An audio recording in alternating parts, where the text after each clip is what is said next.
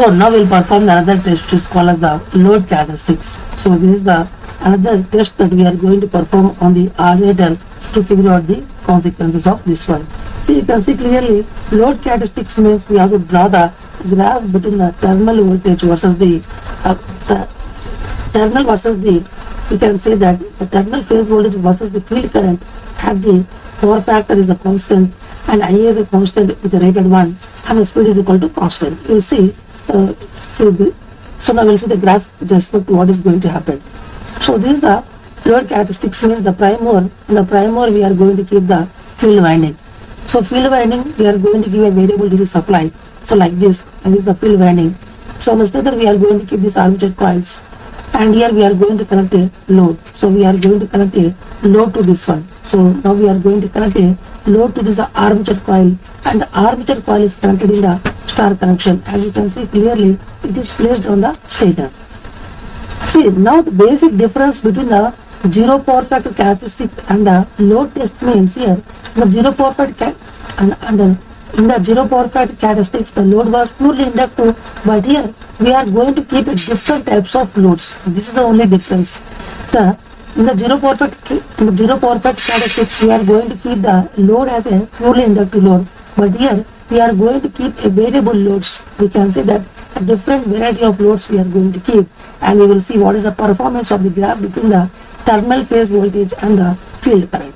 So the load can be any value, either it can be leading load, whether it can be lagging load, or whether it can be inductive load or lagging load or even the power factor load. Whereas in the previous ZPF, it was the load was purely inductive, but now we will see different types of loads performances, the graphs, the terminal voltage graphs we are going to see. Now this is a graph between the terminal voltage, terminal phase voltage and the field current. So the terminal phase voltage and the field current. See this graph that we have already drawn. So this is a graph that we have got for the zero power factor lag. This is called as ZPFC characteristics. These things just now we have shown in the previous characteristics, which is called as the ZPFC characteristics. So this is the graph that we are going to get. This is the graph that we are going to get for the purely inductive load. Then what happens for the different types of loads that we are going to see here. So therefore this is for a zero power factor lagging load. And now we will see the graphs for with respect to different types of loads. So this is for the 0.8 power factor lagging, and this is for unity power factor lagging, and this is the 0.8 leading power factor, and this is the zero power factor leading. So like this we are going to get for different types of loads. For the zero power factor lagging load, 0.8 power factor lagging load, unity power factor lagging load, and 0.8 power factor leading load, and ZPF leading load. So this is the graph that we are going to get for each and every type of load. So for variable loads we are going to draw the graph. This is for the purely inductive load. Just now we have seen the previous characteristics of the ZPFC. So when the alternator is connected to inductive load, to obtain rated voltage, more field current is required. So suppose I already told you, whenever you connect a purely inductive load to an alternator, then to obtain the rated voltage we need more amount of field current. So you can see clearly here, suppose if the rated voltage is a constant one. So suppose if I take a rated voltage as a constant one, we can see for different curves you are going to get different field currents. So for different curves you are going to get different field currents. So more field current is required for lagging loads, because to get the constant rated voltage.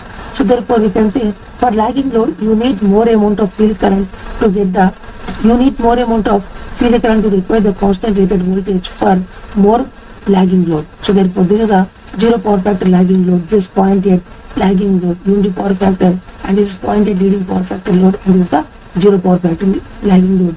As the lagging nature increases, as the lagging load increases, we can say that more amount of field current is required to get the constant rated voltage.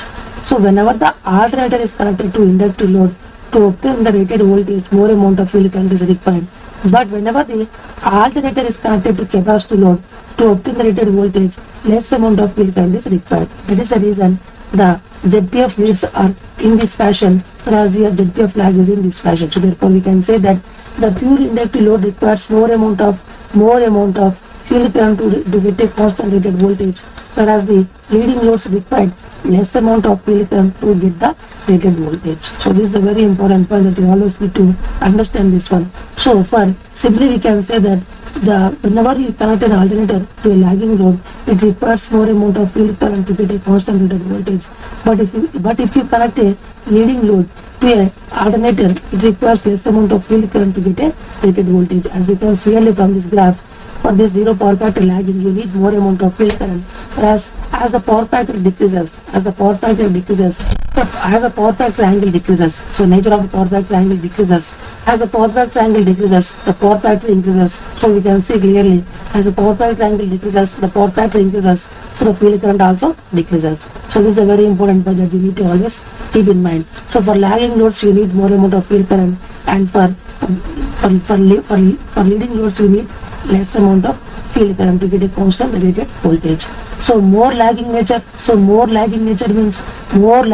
means you need more amount of field current, and less leading nature means you need less amount of field current. So this is ZPF lag, this is 0.8 power factor lag, and this is unity power factor, and this is 0.8 power factor lead, and this is a ZPF lead. Here VR is called as a rated voltage. So whenever the alternator is connected to inductive load, to obtain the rated voltage, more amount of field current is required, and whenever the alternator is connected to capacitive load, to obtain the rated voltage, less amount of field current is required. So this is the characteristics regarding the load characteristics of alternators. For different types of loads, we have drawn the different types of characteristics that we are going to get for each and every thing. So now I will discuss why these two statements are like this, because I have already told you in the synchronous generator itself, this is the field current and this is the per phase induced voltage. Suppose for lagging loads, the current will be in this direction. So the armature current will be in this direction.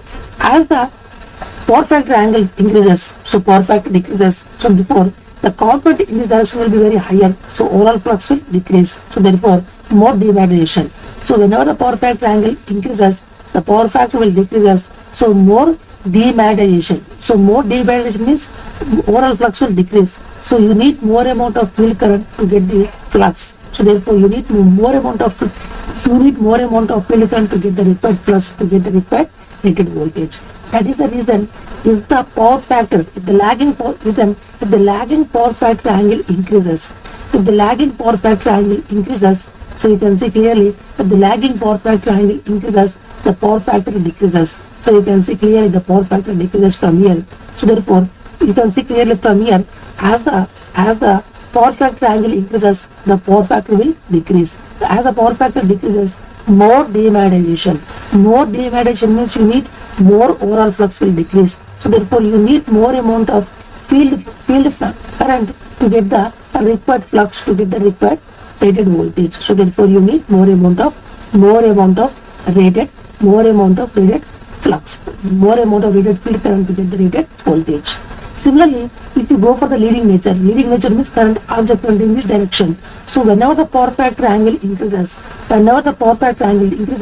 the component in this phi will increase. So therefore more magnetization. So more magnetization means you need less amount of, the overall flux will increase. So therefore you need less amount of field current to get the required voltage. So therefore you can see, as the leading power factor angle increases, what is going to happen? As the leading power factor angle increases, so from here I am going to go from here. So therefore whenever the leading power factor angle increases, the power factor decreases. So you can see clearly from here, as the leading power factor angle increases, the power factor decreases. So more magnetization. So therefore you need less amount of field current to get the required flux, to get the required rated voltage. So that is the reason you need. So this concept is came from here. So therefore in the lagging nature, if more is the power factor angle, more, see from here, the lagging nature, more is the power factor angle, less is the power factor. So therefore more demagnetization. So therefore overall flux will decrease. To get the constant flux and to get the constant rated voltage, you need the more amount of field current. Whereas here, if you go in this direction from unity power factor to here, then whenever the power factor angle increases, the power factor decreases. So therefore more magnetization. So you need less amount of field current to get the required flux, to get the required rated voltage. So therefore this is the graph that you are going to get. So this graph is came from this concept. So therefore simply we can say that for lagging loads you need more amount of field current, and for leading loads you need less amount of field current to get the required voltage. This concept is derived from this graph itself. So now we will discuss another important concept which is called as the external characteristics. So these are the external characteristics that we are going to figure out for the alternator in a very detailed manner. As I've already told you, external characteristics means we need to draw the graph between the terminal voltage and also the armature current. So drawing the graph between the terminal voltage, which is the phase value, or we can say the RMS value of the phase voltage of the terminal voltage versus the armature current, that is called as the external characteristics. And the conditions that you should always keep in mind, which is the power factor of the load should be constant, and we can say that field current is also constant, and the speed of the prime mover should be also constant. So these conditions you should always make constant, and then you have to draw the graph with respect to the terminal phase voltage and the armature current. So now we will discuss in each manner for lagging load what is the nature, and for the leading load what is going to happen. See, as I have already told you, whenever we apply a lagging load for a alternator or a synchronous generator, as whenever the load increases, the armature current will increase. So whenever the load increases, the armature current increases. Whenever the armature current increases, the flux, or we can say the armature flux, will increase. And for a lagging load, what is going to happen? The resultant air gap flux, it is a demagnetizing. So therefore, the resultant air gap flux is equal to field flux minus the armature flux. So this overall value is going to get decreased. We say it is a demagnetizing. So whenever the resultant air gap flux decreases, the EMF induced per phase value also will decrease. So whenever the EMF per phase value decreases, simultaneously the terminal voltage will also decrease. So this is one of the important characteristics of the for lagging load. Then we will go for the leading load. So for leading load, what is going to happen? If you apply the leading load, as the leading load increases, the armature current increases and the armature flux increases. But because of the leading nature for a synchronous generator, the resultant air gap flux increases because there is a magnetization effect. So therefore, the resultant air gap flux is equal to phi f plus phi a. It increases. So whenever the resultant air gap flux increases, the EMF induced per phase also will increase. So therefore, the terminal voltage will also increase. So these are the some of the important points that you always need to understand before drawing the characteristics of the external characteristics of the alternator. So now based on these two concepts, we are going to draw the graph between the terminal per phase voltage and the armature current for different types of loads. So now you can see clearly that we are going to draw the graph between the terminal phase voltage, the terminal phase voltage and the armature current. For different types of loads, we are going to draw the graph between the terminal phase voltage and the armature current. So you can see clearly, as I already told you, first we will see for the lagging load. So for the lagging load, what is going to happen? Whenever the armature current increases, as I already told you, whenever the load increases, the armature current increases. So the armature flux increases. So resultant air gap flux decreases. So therefore we can say the EF value decreases. So V also decreases. So therefore the graph is going to come downward direction. But for zero power factor lagging load, there will be huge amount of demagnetization. So therefore more demagnetization means more voltage reduced. So therefore there is a more voltage reduced whenever the current increases. Similarly, as the lagging power factor angle increases, or we can say the power factor decreases. So therefore the resultant, or we can say the demagnetization effect will increase. So therefore simply we can say the overall flux decreases. So overall EMF value decreases. So overall terminal voltage will decreases more and more. So therefore the more amount of drop will be for zero power factor lagging when compared to 0.8. Similarly, then go for the UPF. For leading power factor load, as I have already told you, whenever the load increases, the armature current increases, then phi A increases, then the resultant air gap flux increases. So therefore EF increases, so V increases. So we are going to get increase in V. But if it is a zero power factor leading, the amount of increase is very high because it's a more magnetization effect. Because of more magnetization effect, so we can say more amount of increase. But as the power factor angle, as the power factor angle decreases, power factor, see listen, whenever the power factor angle decreases, so whenever the power factor angle decreases means the power factor increases, so the magnetic effect will decrease, so therefore we can say finally the amount of increase will lesser, so therefore it is goes on decreases here. So finally I can say more amount of loss, more amount of deviation, more amount of decrease for zero power factor lagging, and more amount of increase for the zero power factor leading. So more amount of decrease of terminal voltage for zero power factor lagging, and more amount of increase for the zero power factor leading. So based on this you can draw this graph. I hope you have understood the concept behind these graphs.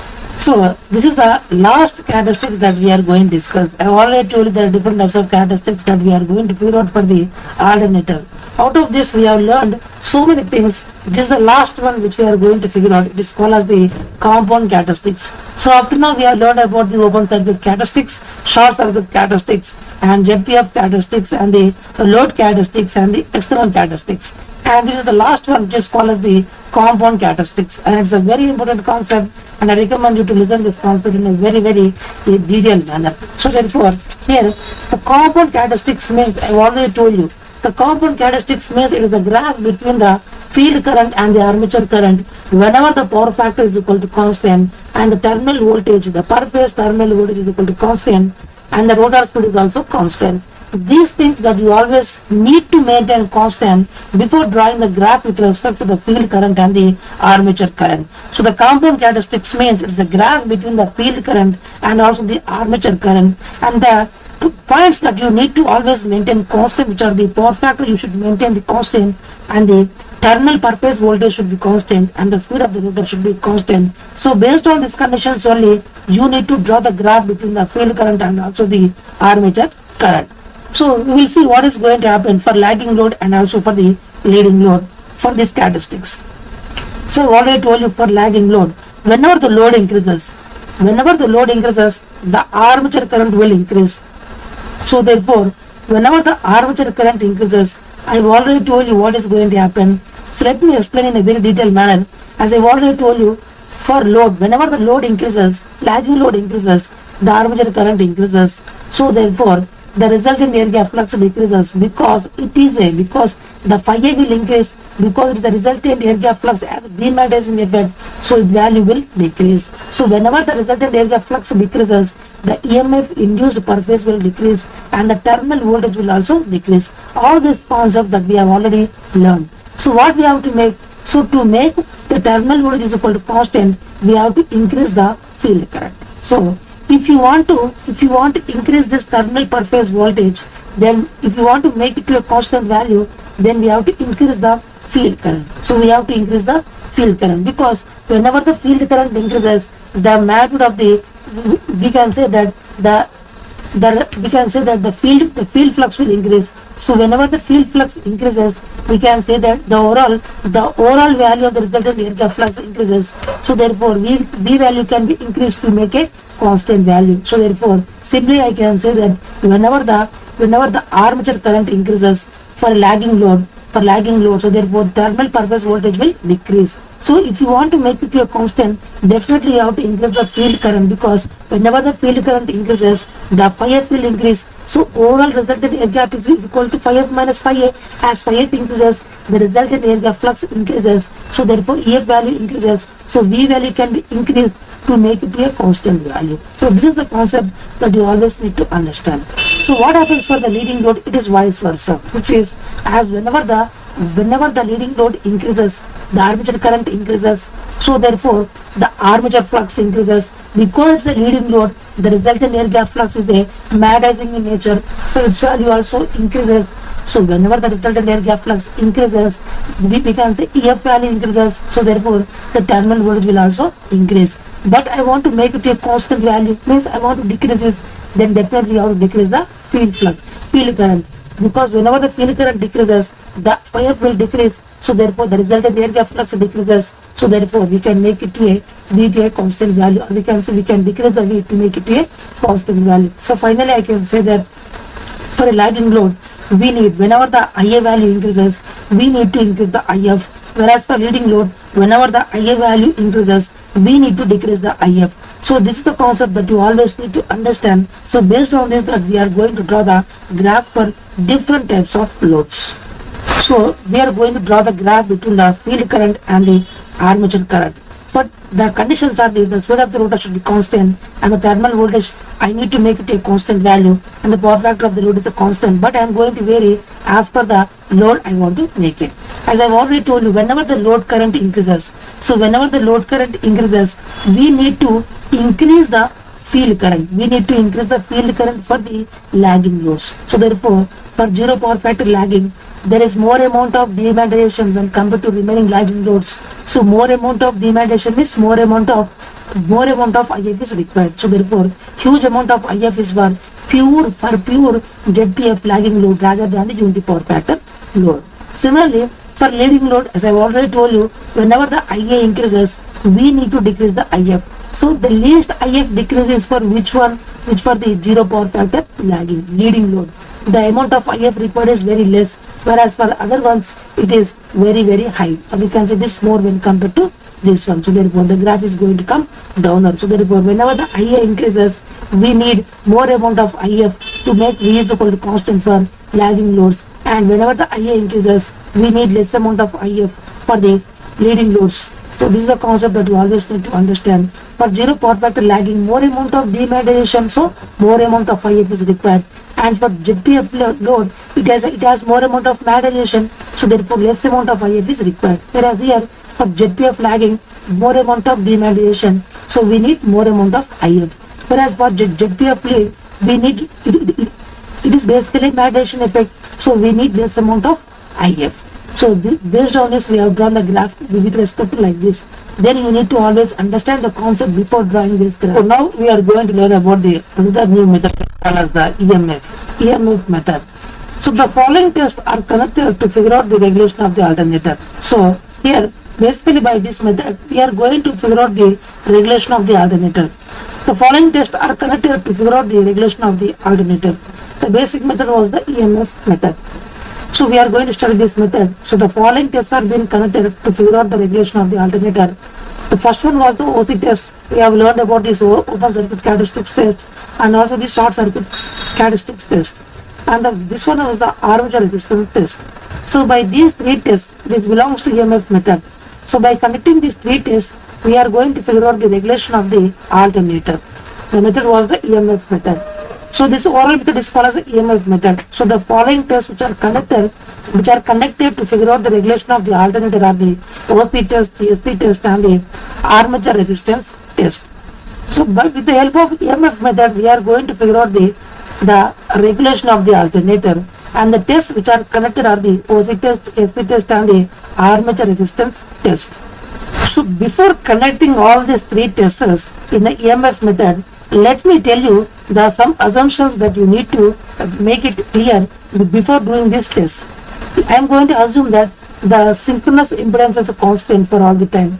The synchronous impedance of these stator coils, I am going to assume it is a constant. So therefore, air gap flux is independent on the load and the nature of the power factor. I am also going to assume that air gap flux is independent on the load and the nature of the power factor. Actually, based on the power factor only, the resultant air gap flux is going to get changed in the practical case, but we are going to assume that the air gap flux is not at all changing irrespective of the load and the nature of the power factor. This is the ideal case that we are going to assume, but practically if you are going to change the power factor of the load, it is going to affect the resultant air gap flux, but we are going to assume that which is the resultant air gap flux is independent on the variation of the load power factor, and the armature reaction effect is assumed as the IA into XA drop. So all this armature reaction effect means whenever the armature flux and the field flux are going to interact with each other, there is a distortion in the resultant air gap flux.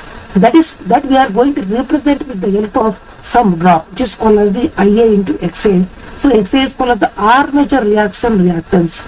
So we are going to show this armature reaction effect in the terms of a voltage drop in a small amount of element, which is called as the XA. The overall voltage drop in the XA is called as the IA into XA, which is going to significantly signifies about the armature reaction effect. So these are the three assumptions that you need to be always keep in your mind before connecting this EMF method test for finding out the regulation of the alternator. The first one was the we are going to assume that the synchronous impedance is a constant for all the time and the resultant area of flux is independent on the load and the nature of the power factor, and we are going to represent the armature reaction effect is assumed in the terms of the IA into XA drop. So based on this we are going to draw the graph with respect to so many different parameters to figure out the regulation of the alternator. As I've already told you, we need to do the three tests. One is called as the OCC test and one is called as the SCC test. I've already told you the graph between OCC. OCC means it is the graph between the no load induced per phase voltage with respect to the field current. So if you draw the graph between the no load induced per phase voltage with respect to the field current, is called as the OCC characteristics. OCC, open circuit characteristics. So this is the graph that you are going to get. It is in the terms of the red line. You can see clearly this is called as the OCC. Just now we have seen in the case of the alternator characteristics. So this is the OCC graph that we are going to get. So this is E0 and this is the IF. Then SCC. SCC means it is the short circuit characteristics. It is the graph between the armature current and the field current. So it is a graph between the armature current and the field current. It is a straight line passing through origin for all the time. So if you know any one point, then with that point from the origin draw a straight line, then you are going to get for each and every field current, you can get the corresponding armature current with the help of this line. So if you know any one point, you can draw the overall characteristics with the help of this line. So this is the two things that you always need to keep in your mind. So we have known about the OCC and then we have known about the SCC. So let me assume here some points. This point C is called as a this point is called as a knee point. This point is called as a knee point. Knee point means before this there will be unsaturation region and after this there is a saturation effect. And I have already told you here, let me assume there is a point K. This point K is for a field current of IF1. So for a field current of IF1, the point is K. And similarly, for a field current of IF3, this is the point B, which is called as the rated current you are going to get. So this is the graph called as the armature current and the field current. So you are going to get the rated armature current. This is called as the rated armature current. So for a field current of IF3, you are going to get a rated armature current. And also here, as I have already told you, for IF1, if you extend here, we are going to get a rated voltage. The rated voltage we are going to get, this is called as the rated per phase voltage. The rated per phase voltage, we are going to get a field current of IF1, and for a field current of IF3, we are going to get the armature rated current. So listen carefully, for a field current of IF1, we are going to get a per phase rated voltage, and for a field current of IF3, you are going to get the rated armature current. So this point is called as a knee point, and let me assume this point is a B and this corresponding point is C. Here the point is K. So these are some of the notations that you can easily understand. So if you draw a straight line from this knee point, you can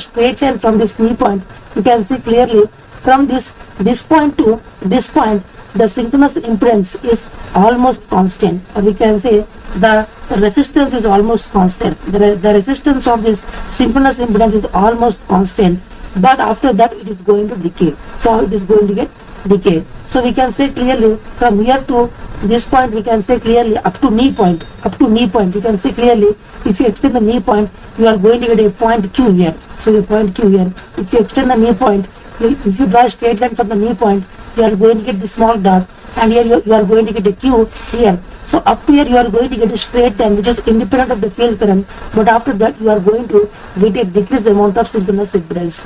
So this is called as a graph between the synchronous impedance and the field current. So whenever the field current increases up to certain limit of field current, the synchronous impedance is constant, but after that it is going to get decreased. So for a field current of IF1, we are going to get a rated per phase voltage, and for a field current of IF3, you are going to get a rated armature current, and for this knee point, before this it is a unsaturation region, but after that there is a saturation region. So if you extend this knee point, this line is going to cut this point at a Q, this graph at a Q. So PQ is called as the constant synchronous impedance, but after that whenever the field current increases, the synchronous impedance is going to get decrease.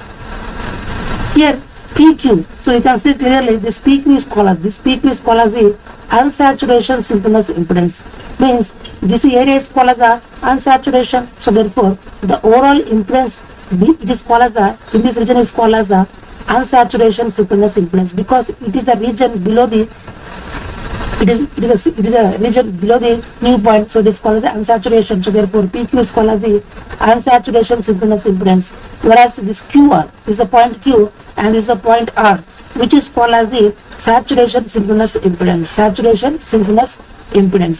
So basically what is going to happen, simply see what is basically synchronous impedance. It is a ratio of the induced voltage by field current, or we can say armature current. This ratio, you have to do the ratio of these two values, this value and this value. So if you do the ratio of these two values for a constant IF, you are going to get a decreasing value of ZS.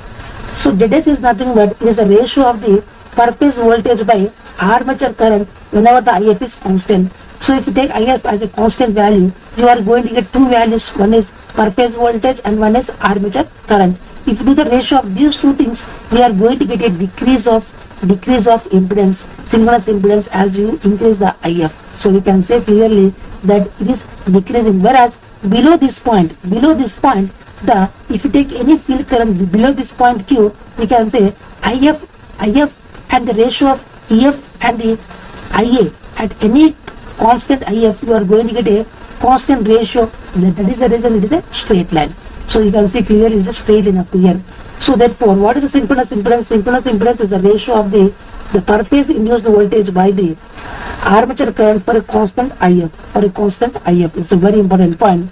So based on this, we are going to get a constant synchronous impedance up to P and Q. It is in the unsaturation mode, but after that Q2R, it is the saturation mode, it is going to get decreased. So PQ is called as the unsaturation synchronous impedance and QR is called as the saturation synchronous impedance. As I have already told you, ZS is equal to RA plus J into XS. Then what is mod of ZS? Mod of ZS is equal to under root over RA square plus XS square. And I have already told you the per phase induced voltage. The per phase induced voltage for lagging load. For lagging load is equal to EF square is equal to V cos theta plus IA into RA whole square plus V sin theta plus IA into XS whole square. These things I have already told you. If you take square root, you are going to get in this format. Then what is the percentage regulation formula? As I have already told you, which is EF minus V by V into 100. EF is called as the per phase induced voltage and V is called as the terminal voltage. So therefore, EF minus V by V into 100 is called as the percentage regulation. So this is called as a percentage regulation. And I will tell you in detail what is the synchronous impedance. Synchronous impedance is called as the open circuit voltage by short circuit current whenever the field current is constant. So whenever the field current is constant, which is the ratio of the open circuit voltage by short circuit current whenever the field current is constant. Suppose let me take a field current of IF3. At IF3, what is the voltage we are going to get? Open circuit voltage means, which is this point, let me assume this is O and this is C. So this is the overall voltage that we are going to get, which is called as the OC. And the short circuit current means the armature current, which is O into OB. So therefore, it is a, at IF3, I am going to find what is the synchronous impedance. It is the ratio of the per phase voltage by the armature current. So therefore, OC by OB. So OC by OB, you are going to get the synchronous impedance. It is almost constant in the unsaturation region. Or simply we can say open circuit voltage by short circuit current. Or simply we can also call it as the open, or we can say the open circuit per phase induced voltage by the short circuit current, or we can say the armature current. So ZS is the ratio of the open circuit voltage by the short circuit current whenever the field current is constant. Because this is a graph with respect to open circuit characteristics and this is a graph with respect to short circuit characteristics. So therefore, ratio of open circuit voltage by short circuit current for a constant field current, it is called as the synchronous impedance. So with the help of this, we can get the value of RA, we can get the value of XS. So RA and XS in the unsaturated synchronous impedance. It is called as the unsaturated synchronous impedance because IF3 is below this, it is below the Q point, so it is the unsaturation mode. Then what happens for saturated synchronous impedance? If you calculate above this Q point, then what is going to happen? See, then ZS is equal to open circuit voltage by short circuit current. Whenever the field current is constant, here you can see IF1 is above the Q point, so it is in the saturation mode. So therefore, VOC, open circuit voltage by short circuit current. If I extend this point, you can see clearly the voltage which I am going to get. The open circuit voltage is the rated voltage, and the short circuit current is called as the OK. This is called as the OK. So therefore, the rated voltage by OK. So therefore, here the V-rated means simply we can say it is called as the open circuit voltage, and OK is called as the short circuit current, or simply it is called as the armature current correspond to this constant field current. So therefore, by this we can figure out the RA and also XS. So therefore, this is in terms of the saturated synchronous impedance. This is for the unsaturated and this is for the saturation. So simply I can say that ZS, synchronous impedance, is the ratio of the open circuit voltage by the short circuit current, or simply we can say that the per phase open circuit voltage induced by the armature current, or simply we can also call it as the short circuit current. IF3 is below the Q point, so it is called as the unsaturated mode, whereas IF1 is above the Q point, it is called as the saturation mode. So with the help of this EMF method, we need to figure out the regulation of the alternator. So if you know the value of EF, it is easy to find the value of the percentage regulation of the alternator, because V is the rated voltage which is given on the nameplate details of the alternator. So if you want the value of EF, then definitely you need to know the value of the RA and also XS.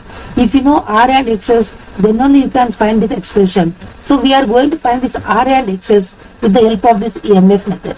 So with the help of EMF method, we are going to find what is the value of RA and XS, and if you substitute in this equation, we are going to get the value of EF, and if you substitute the value of EF in this equation, finally you are going to get the percentage regulation of alternator. So therefore, simply we can say that finally with the help of this EMF method, we can figure out the regulation of the alternator. So in the EMF method, we need to have three tests, which is called as the OC test, SC test, and the armature resistance test.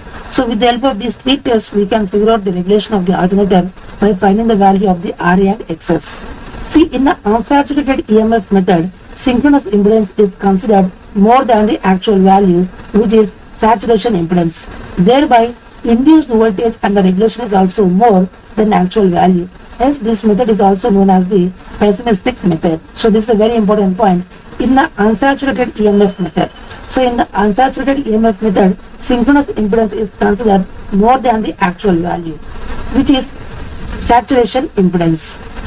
Thereby, induced voltage and regulation is also more than the actual value. Because whenever, see, in the unsaturated region, what is going to happen? In the unsaturated region, whatever the synchronous impedance, RA and XS are very, very higher than the actual value, So because of that, the RA and XS are very higher, means then definitely EF is also very high. If EF is high, then the regulation is also very high than the actual value. So that is why this method is also called as the pessimistic method. So therefore, in the unsaturated EMF method, synchronous impedance is considered more than the actual value, which is saturation impedance. So thereby, induced voltage and the regulation is also more than the actual value. Hence, this method is also known as the pessimistic method. As I already told you, in the unsaturation region, you can see clearly from the test itself, the synchronous impedance is very, very high. It is very, very high than the actual value. Whenever the synchronous impedance is very high, means RA value is high, and also XS value is also very higher than the actual value. Whenever the RA and XS is very higher, then definitely EF is also very higher. If EF is higher, then the percentage regulation is also very higher than the actual value of the regulation of alternator. So this method is called as a pessimistic method. That is the reason this method is called as a pessimistic method. So in the unsaturated EMF method, synchronous impedance is considered more than the actual value, which is saturation impedance. Thereby, induced voltage and the regulation is also very higher. Induced voltage means EF, because whenever the synchronous impedance is higher, means we can say RA is higher, XS is higher. So therefore, EF is also very higher, then the regulation is also very higher than the actual value. So because of this only, it is called as a pessimistic method. So finally, I can say that in the unsaturated region, whatever the synchronous impedance you are going to get, it is very huge value, than compared to the actual value. So therefore, RA value is very higher and the XS value is also very higher. Whenever the RA and XS is higher, EF is also higher because EF is depending on RA and XS. So therefore, whenever EF is increases, then definitely the percentage regulation is also very higher than compared to actual value. So that is the reason it is called as the pessimistic method. EF is called as a per phase induced voltage. So in the EMF method, synchronous impedance is calculated with respect to rated current. So in the EMF method, synchronous impedance is calculated with respect to rated current. Rated current means simply we can say the armature rated current, or simply this rated current is called as the armature rated current. So here in this EMF method, we are going to find the synchronous impedance with respect to the rated armature current, or simply we can say the rated armature current.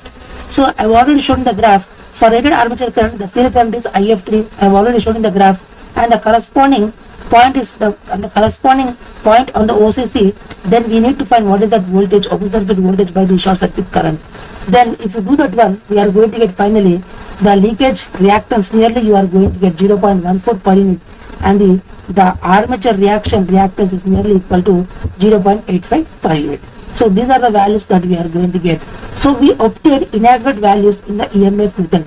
So whatever the values we are going to get, it is inaccurate because it is a pessimistic method. So therefore, whatever the values we are going to get, it is not so accurate. It is not so accurate values because we are going to assume so much assumptions.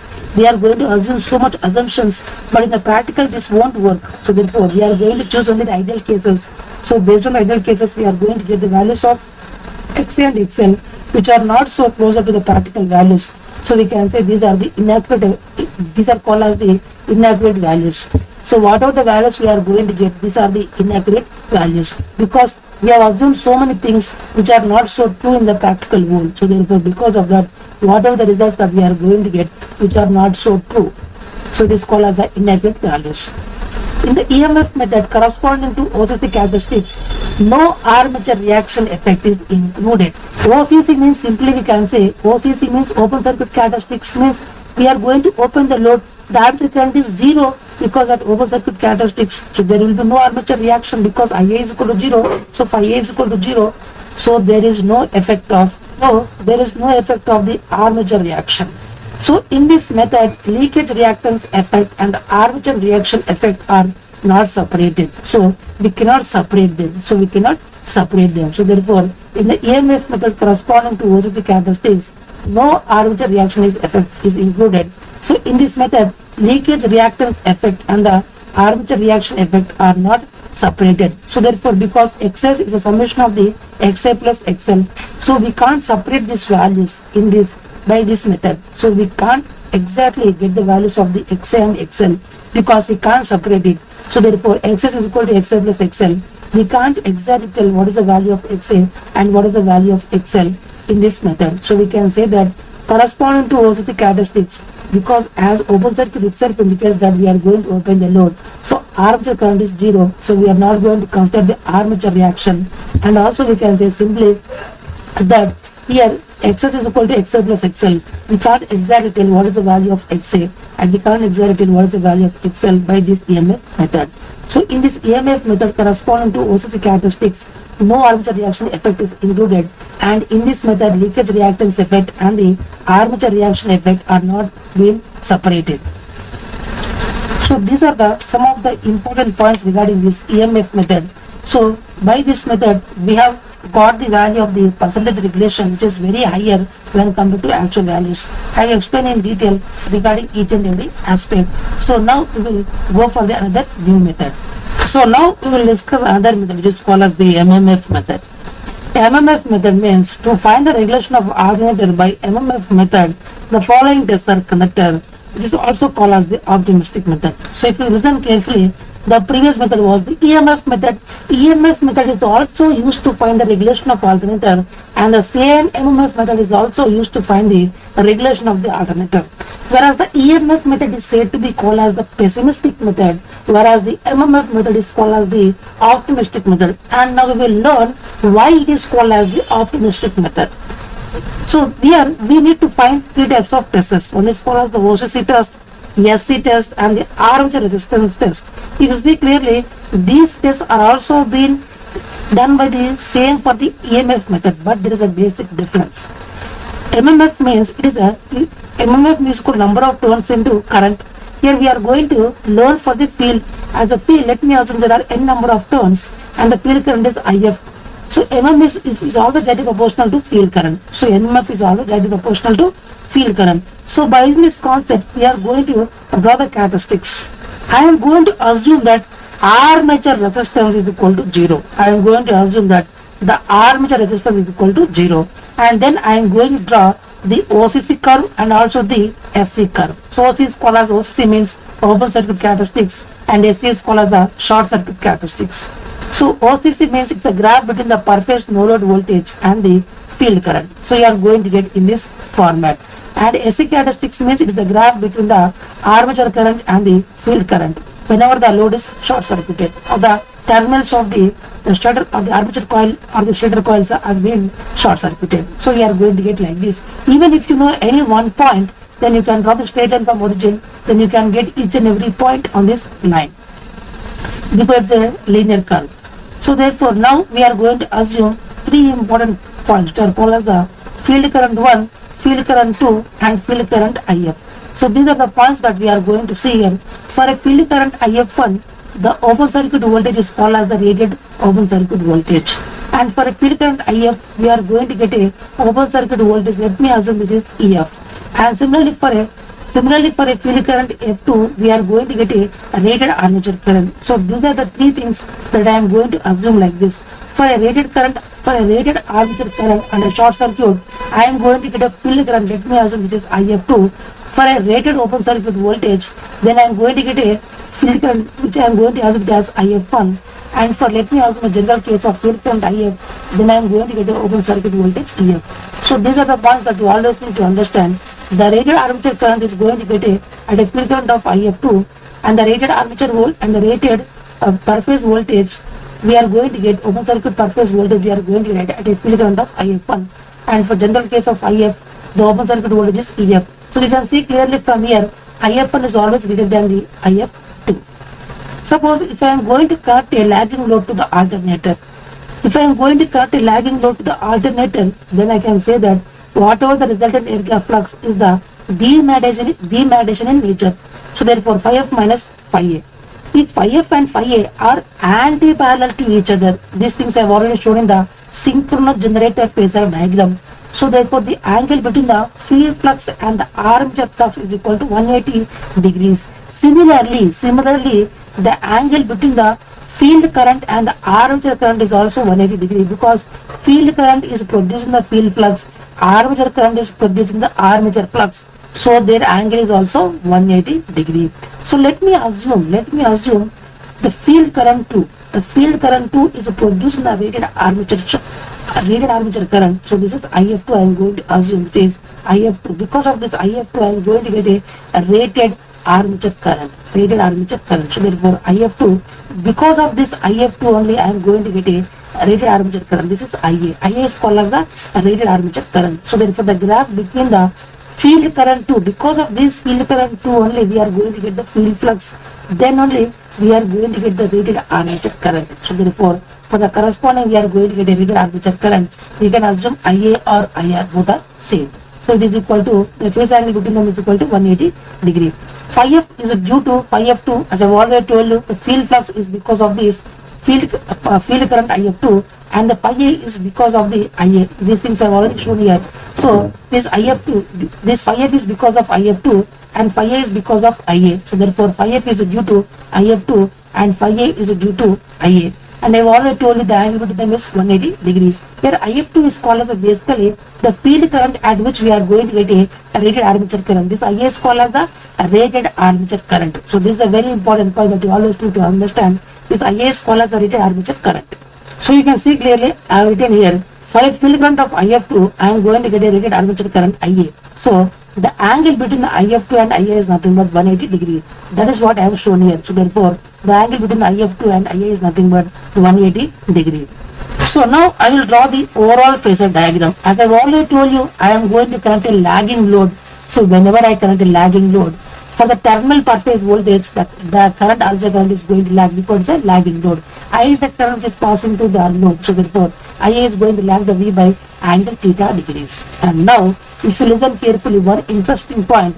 See, IF2 is nothing but IA is called as the rated armature current, and IF2 and I are both anti-parallel, or we can say 1 degree between them. So I am going to draw IF2 in this manner, which is anti-parallel with respect to IA. So this is called as the IF2. Whereas IF, the field current IF1. So field current IF1 is producing a rated open circuit voltage. Rated open circuit voltage. Always IF1 is going to lead the terminal voltage by 90 degree. So you can see clearly the field current IF1 is responsible for producing the rated per phase voltage. It is leading the terminal voltage by 90 degree.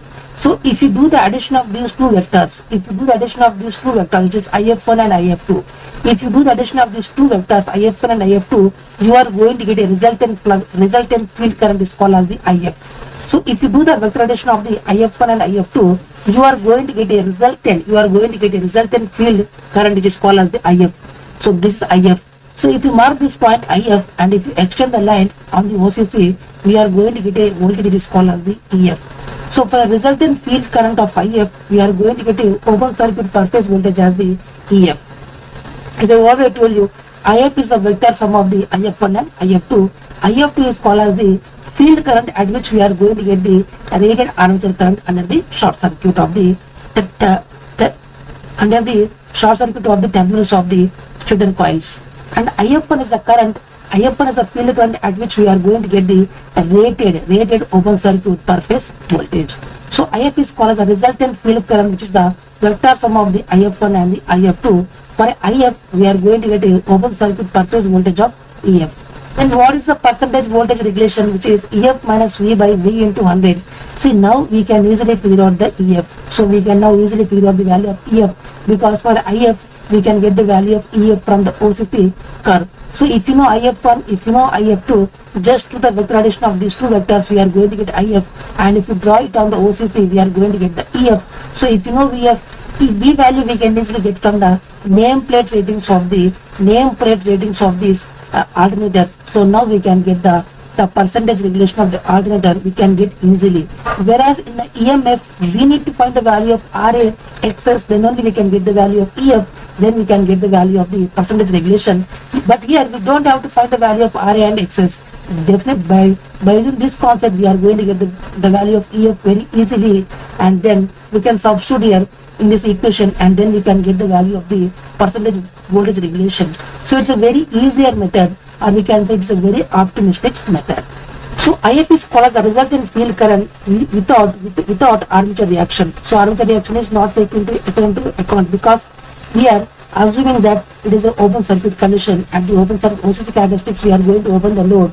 So therefore, the armature reaction is absent. So IF is the resultant field current without the armature reaction. So whatever the IF we have taken, it is a field current, resultant field current without the armature reaction. But if you consider the armature reaction, then definitely IF dash we need to consider. IF dash is called as the resultant field current with respect to armature reaction. Suppose if the armature reaction is taken to consideration, then we are going to get a new field current which is called as the IF dash. Otherwise, if you are not going to consider any armature reaction, then the field current is called as the IF. So always IF is always less than IF dash, because you need more amount of field current to eliminate that armature reaction. So therefore, IF dash is always greater than IF. So you need more amount of field current to eliminate that armature reaction. So therefore, armature reaction means distortion of the flux. So you need to increase more amount of IF. So therefore, IF dash is always greater than IF, because IF dash is called as the resultant field current with armature reaction is present, and IF is called as the resultant field current whenever the armature reaction is absent. So now we will assume that RA is not equal to 0. Suppose if the armature resistance is not equal to 0, then we will see what is the modifications that we need to do for this MMF method. Same concept here also we have to do the same concept. Is first you have to draw the OCC curve, and then we have to draw the SCC curve. As I have already told you here, IF2 is the field current at which we are going to get the rated armature current, or simply we can say IA is equal to IR. So IF2 is the field current at which we are going to get the rated armature current, or we can say the rated armature current at the short circuit condition. And I already told you IF1. So IF1 is the current at which we are going to get but now we are not going to get the rated open circuit voltage because of the RA is not equal to 0. So whenever the RA is not equal to 0, at a particular value of IF1, we are not going to get the rated open circuit voltage, but we are going to get some dash which is EF. If you do the vector addition of these two resultant vectors, IF1 and IF2, we are going to get a resultant field current IF. So if you extend this graph on this OCC, we are going to get the value of EF. See, now as I have already told you, here the load is present. So load is present. So therefore, as we are going to connect the lagging load, so this is the terminal voltage and this is the armature current. So therefore, theta is called as the power factor angle between the load, the terminal voltage and the armature current. So now we can say theta is a power factor angle. As there is a resistive, we can say the resistance is present for the armature resistance, R is not equal to 0. So therefore, this is called as the IA into RA. So if we do the addition of these two vectors, we are going to get the resultant per phase induced voltage, which is called as the resultant per phase induced voltage. As I have already told you, if RA is equal to 0, then V is equal to E. So V is equal to E. And now this IF, so therefore, I have already told you IF2 is always anti-parallel to IA. These things I have already told you, because IF2 is nothing but it is a field current at which we are going to get the rated armature current. So always IF2 and IA are both anti-parallel with respect to each other. This concept I have already just now explained. So this is 180 degree between them. So now IF1 is called as the field current. The field current IF1 is the field current that is required. IF1 is the field current that is required to produce this E dash. So this is a very important point. So IF1 is the field current which is required to produce this E dash. So therefore IF1 is the field current which is required to produce this E dash. So this you can get from the graph itself. So for this E dash, you can, if you draw on the corresponding OCC, you are going to get a point which is called as the IF1. So initially I have already told you IA and IF2 are anti-parallel. Then I have already told you, if you know the E dash with the help of vector diagram, then if you know the E dash, just draw it on the OCC, then you are going to get the IF1. So you are going to get the IF1. So now you know the IF2 and you know the IF1. Just with the vector addition of these two vectors, then you are going to get the value of the IF. See, in the previous concept, I have forgot to mention very important point, which is called as the, here, this IF1 is perpendicular to V. It is called as a VR, or simply we can say it is called as the V actually. Here this is a V. Actually this is called as a V, not VR, because here I have already told you in the previous case, whenever RA is equal to 0, then V is equal to induced voltage, because as RA is equal to 0, the terminal voltage is equal to induced voltage. So therefore, we can say that then IF1 is the field current required to produce the induced voltage is equal to V. So therefore, this is called as V. So for corresponding V, if we extend on the OCC, we are going to get a current of field current of IF1. So this is the IF1 that we need to require. So do the vector addition of these two currents, we are going to get the IF. So for this IF, if you extend the OCC, we are going to get EF. And if you take it here, you are going to get the value of the percentage regulation of the alternator. So this is not VR, this is actually V. So this is a very important point that you always have to understand. Whenever the RA is equal to 0, the induced voltage is equal to the terminal voltage. So here I am going to assume the terminal voltage as V. So induced voltage is equal to the terminal voltage. So therefore, the field current IF1 is required to get the induced voltage is equal to terminal voltage, which is V. The IF1 is always going to lead the V by 90 degree. So same concept here also I am going to assume, which is for a given, I have already told you. So E1 is the resultant per phase voltage. So for a given value of E dash, so if you draw it in the OCC, we are going to get a IF1 current. So we are going to get a current of IF1. So if you do the vector addition of these two currents, and IF1 is going to lead the E dash by 90 degree. So if you do the vector addition of these two currents, IF1 and IF2, we are going to get the IF. So if you draw it on the OCC, we are going to get EF. So now this amount of EF is needed to find the regulation of the alternator. So therefore, I have already told you the vector addition of terminal voltage and the IA into RA is called as the induced per phase voltage. So always, if you extend that point on the OCC, then we are going to get IF dash. So or you can say IF1. So IF1 is the field current which is required to get the E dash from the OCC graph. So we can say that simply this IF1 is going to lead the E dash by 90 degree. So if you do the vector addition of these two vectors, IF1 and IF2, we are going to get the resultant field current IF. So this field current you can see in the graph, From that you can get the value of the EF. So thus that EF is necessary to figure out the value of the percentage regulation of the alternator. So percentage regulation of the alternator is equal to EF minus V by V into 100. As I have already told you one important point, which is the angle between the E dash and IF1 is nothing but 90 degree, and IF1 is going to lead the E dash by 90 degree, and the angle between the IA and the IF2 is again 180 degree. These concepts I have already told you. So therefore the IF is the resultant field current is the summation of the two field currents IF1 and IF2. So this is a very important point that you always need to understand. So therefore the percentage regulation is equal to EF minus V by V into 100. So now we can easily get the value of EF with the help of this MMF method. If you compare EMF and MMF, in the EMF we need to find the synchronous impedance RA and XS, then only we can get the EF. Then if you substitute in the percentage regulation alternator, then we are going to get the value of that.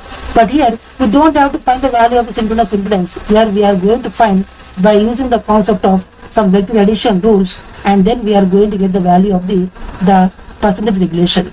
So MMF is always directly proportional to IF. So by using the concept of IF only, we have got the value of the percentage regulation. So with the help of some IF field currents only, with the help of this field current concept only, with the help of this field current concepts only, we are going to get the value of EF.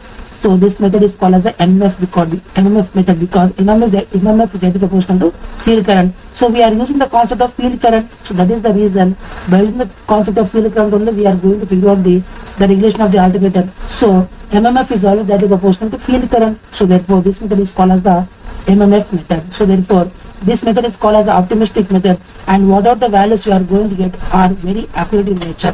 So now we are going to discuss the another method which is called as ZBF method. So up to now we have learned about the EMF method, MMF method to find the regulation of the alternator. So there is also one more test which is called as the ZPF method.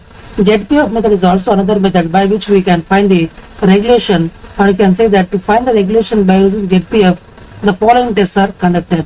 So we can say that we are going to find the regulation of alternator, but if you want to find the regulation of alternator by using this ZPF method, the following test results you should always know, which is called as the OCC test, SC test and the ZPF test.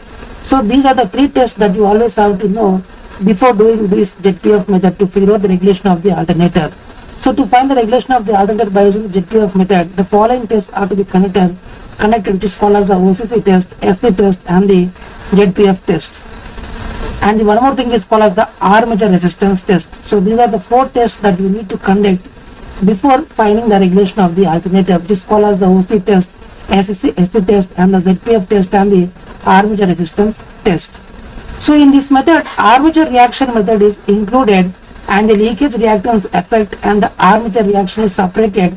Therefore, the results are accurately obtained. So in this method, we are going to include the armature reaction and also the leakage reactance effect. These two effects have been considered in this method, and also we can easily separate the value of the XA and the XL.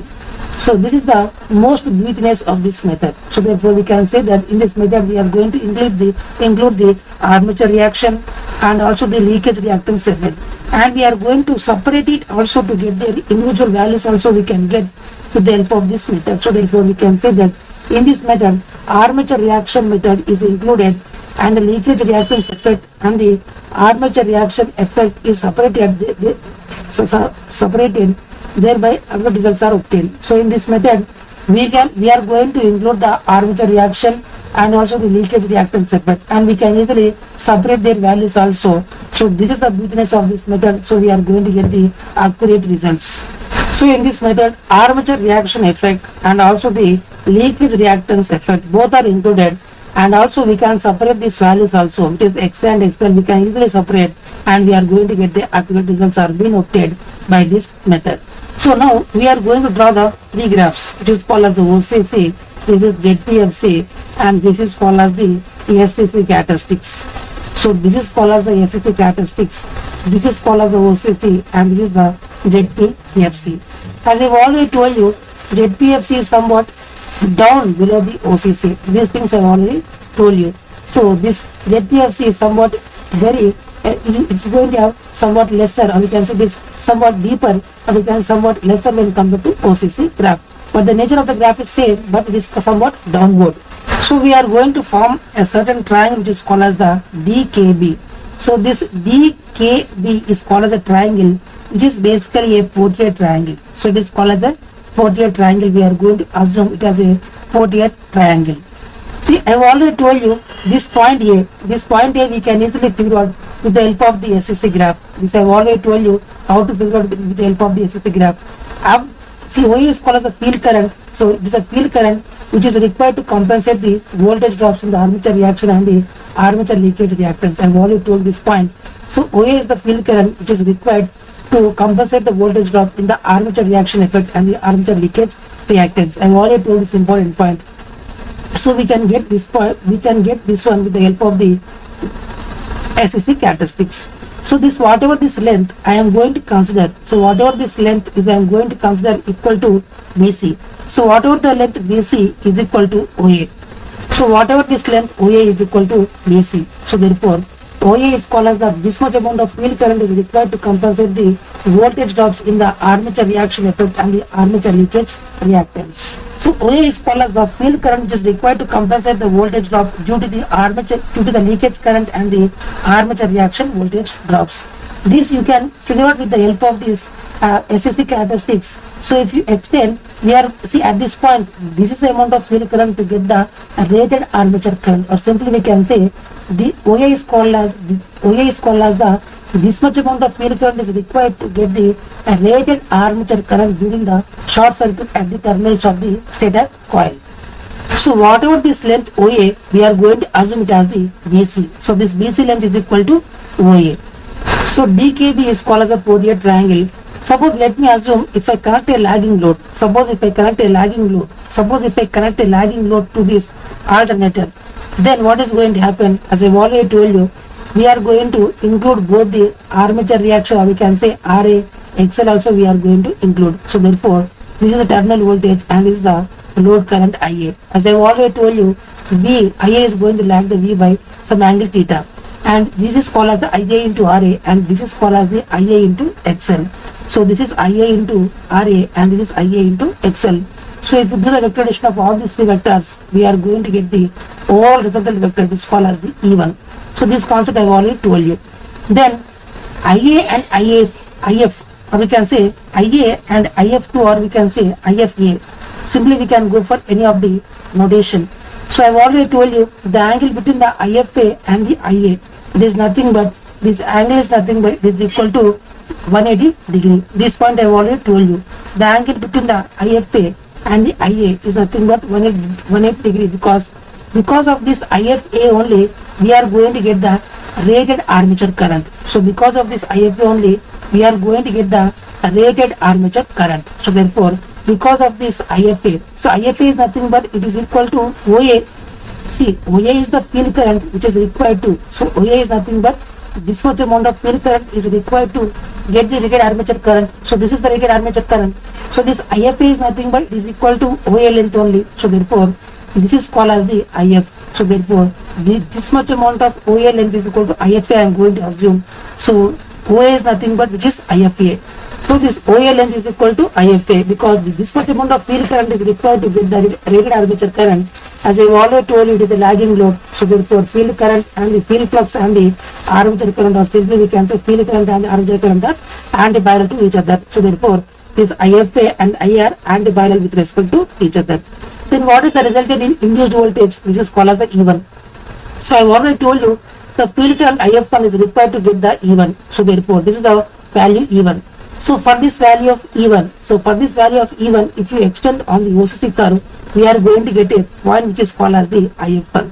So for this value of E1, if you extend on this OCC, we are going to get a corresponding IF1. So this is the IF1. So if you do the vector addition of these two field current, which is IF1 and IFA, we are going to get the resultant field current is called as the IF. So this is called as the IF. So if you go for this IF on the OCC, we are going to get the EF. So now you can easily figure out the value of the percentage regulation of the alternator, which is equal to EF minus V by V into 100. V you can get from the details of the nameplate rating of the alternator.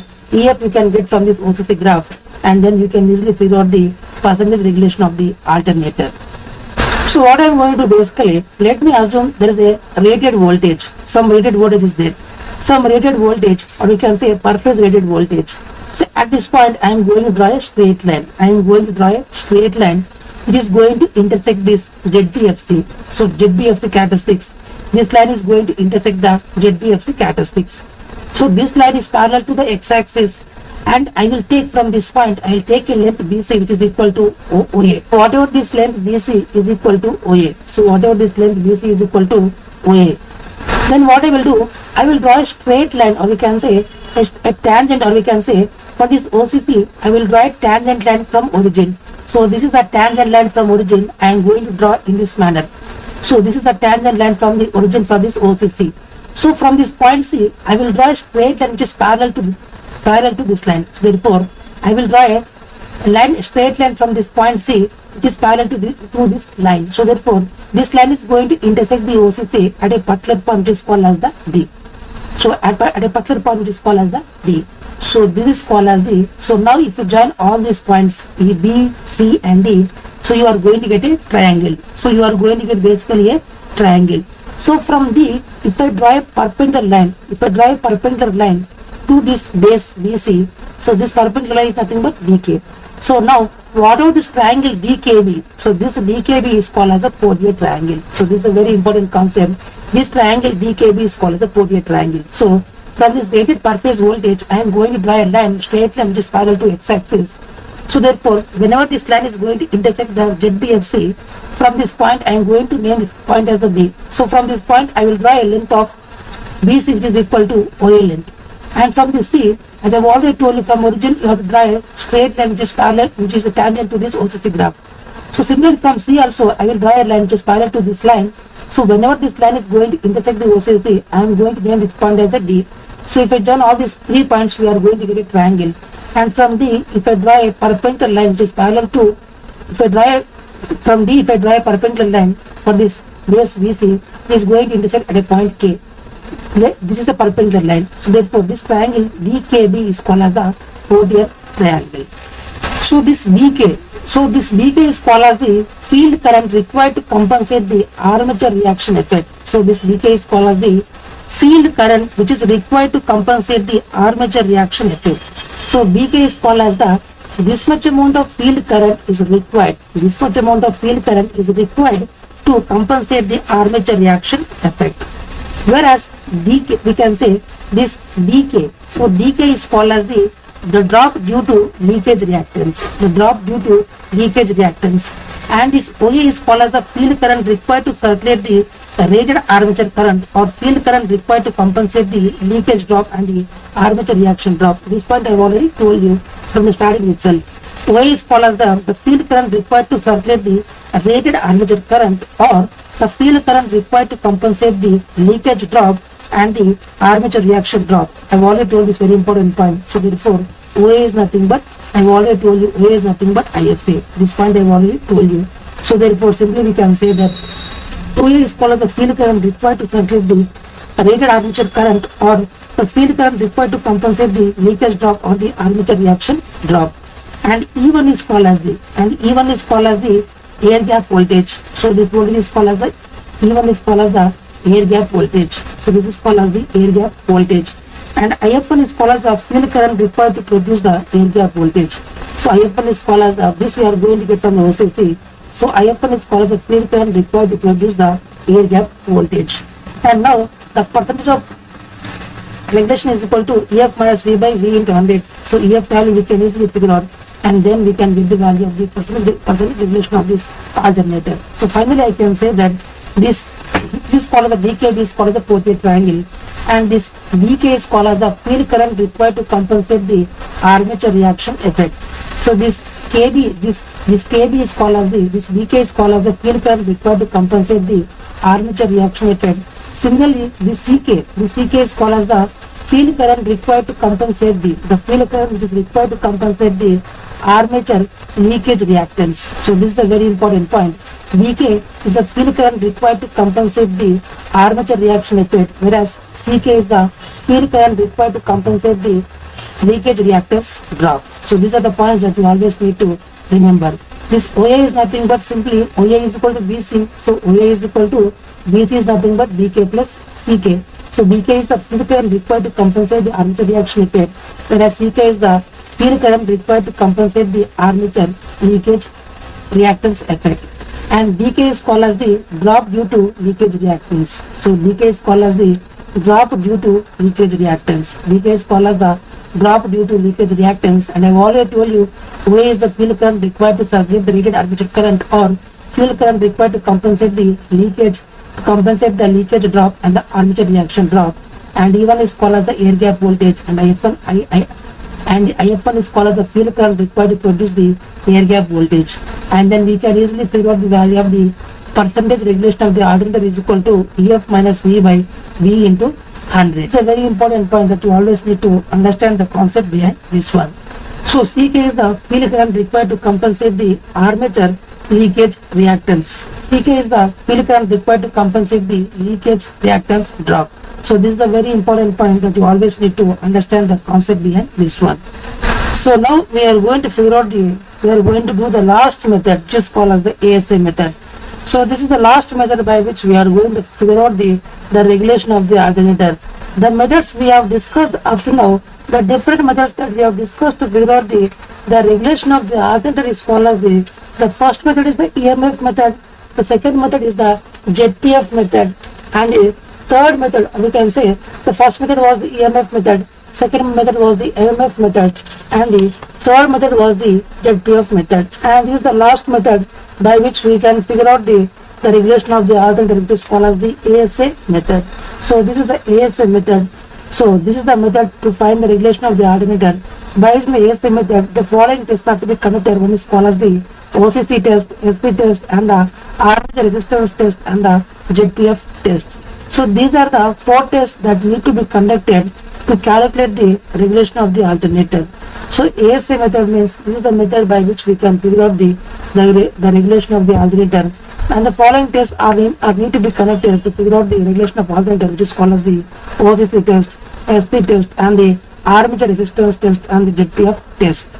So to find the regulation of alternator by using ASA method, the following tests are being conducted, which is called as the OC test, SC test, and the armature resistance test, and the ZPF test.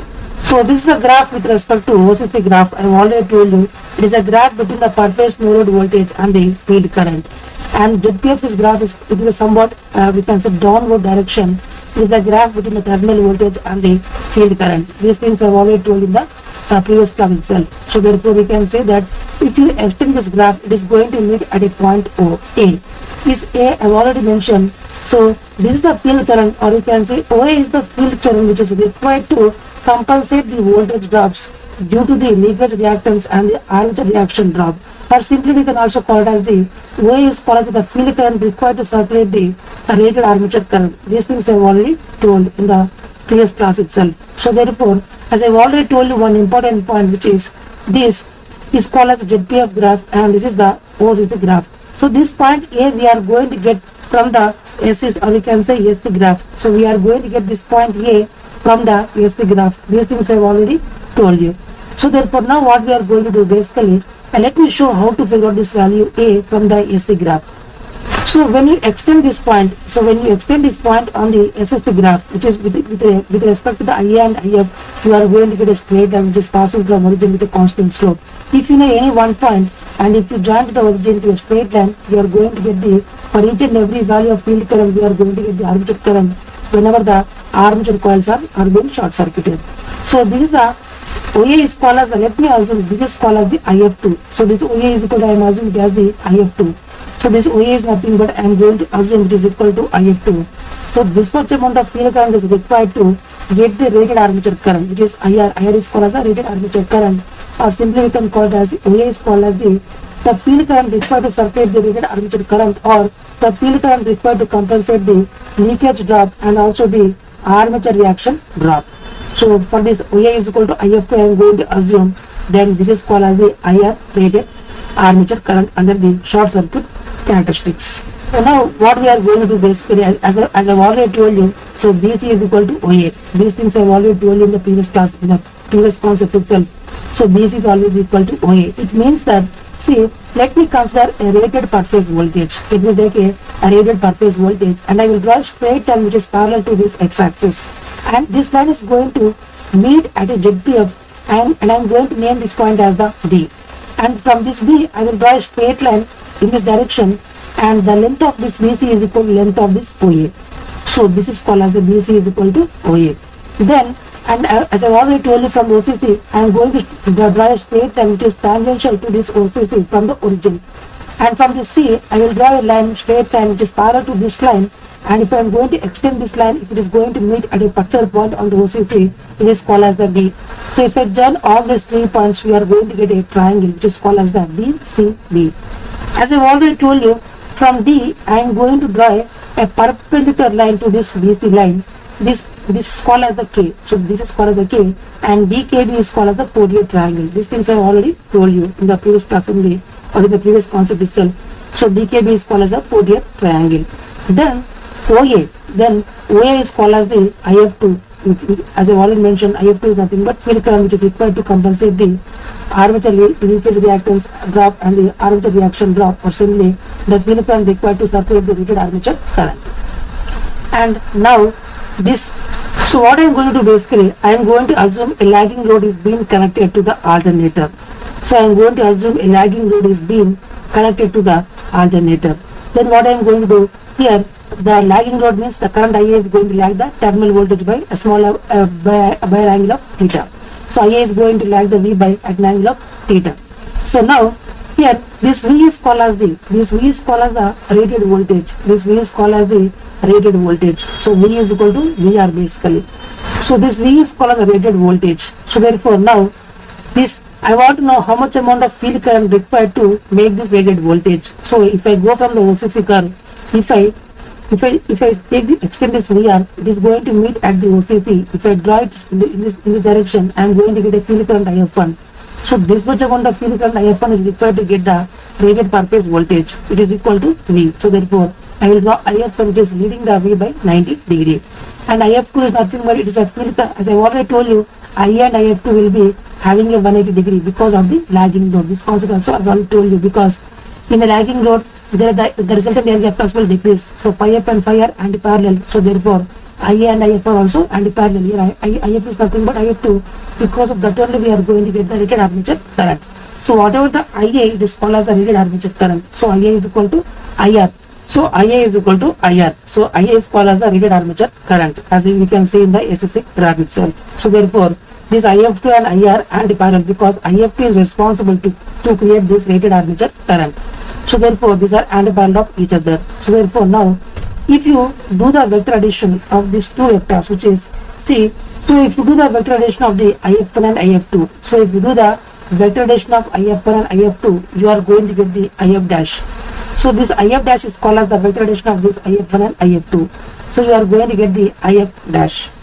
So again, if you do the vector addition of the IF dash and IF3, you are going to get the, so if you do the vector addition of the IF3 and IF3 and the IF dash, you are going to get the another vector which is called as the IF in the same direction of these two vectors.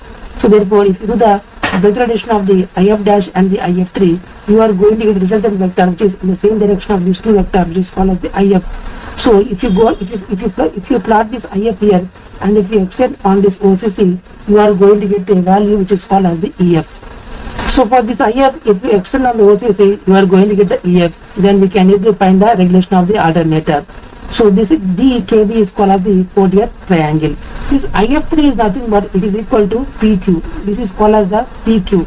So this PQ length is called as the IF3. So you can see clearly this PQ is here. So if you draw this PQ, how you are going to figure out this? Because even value is nothing but here this is called as the E1. See, E1 is called as the air gap voltage. E1 is equal to V plus IA RA plus J into IA XL. So if you do the vector addition of the V plus IA RA plus J into IA XL, then you are going to get the, which is called as the E1. E1. So if you do the vector addition of the V plus IA RA plus J into IA XL, you are going to get the E1. So if you plot on this E1 and if you draw a straight line from this one, so if you draw a straight line, it is going to cut this tangent line and also this OCC at 2 points. I am going to name this as the point P and point Q. this PQ length is called as the IF3. So this PQ length is called as the IF3. So IF3 and IF dash are always in phase with respect to each other. So therefore the resultant vector is called as the IF. IF is the resultant vector of the IF3 and IF dash. So therefore now you are going to get this IF is called resultant vector. So if you plot on the OCC, you are going to get the EF. So as I have already told you, IF is called as the IF is called, see, IF dash is nothing but it is a vector addition of the IF1 and IF2, and IF is the vector addition of the IF3 and the IF dash.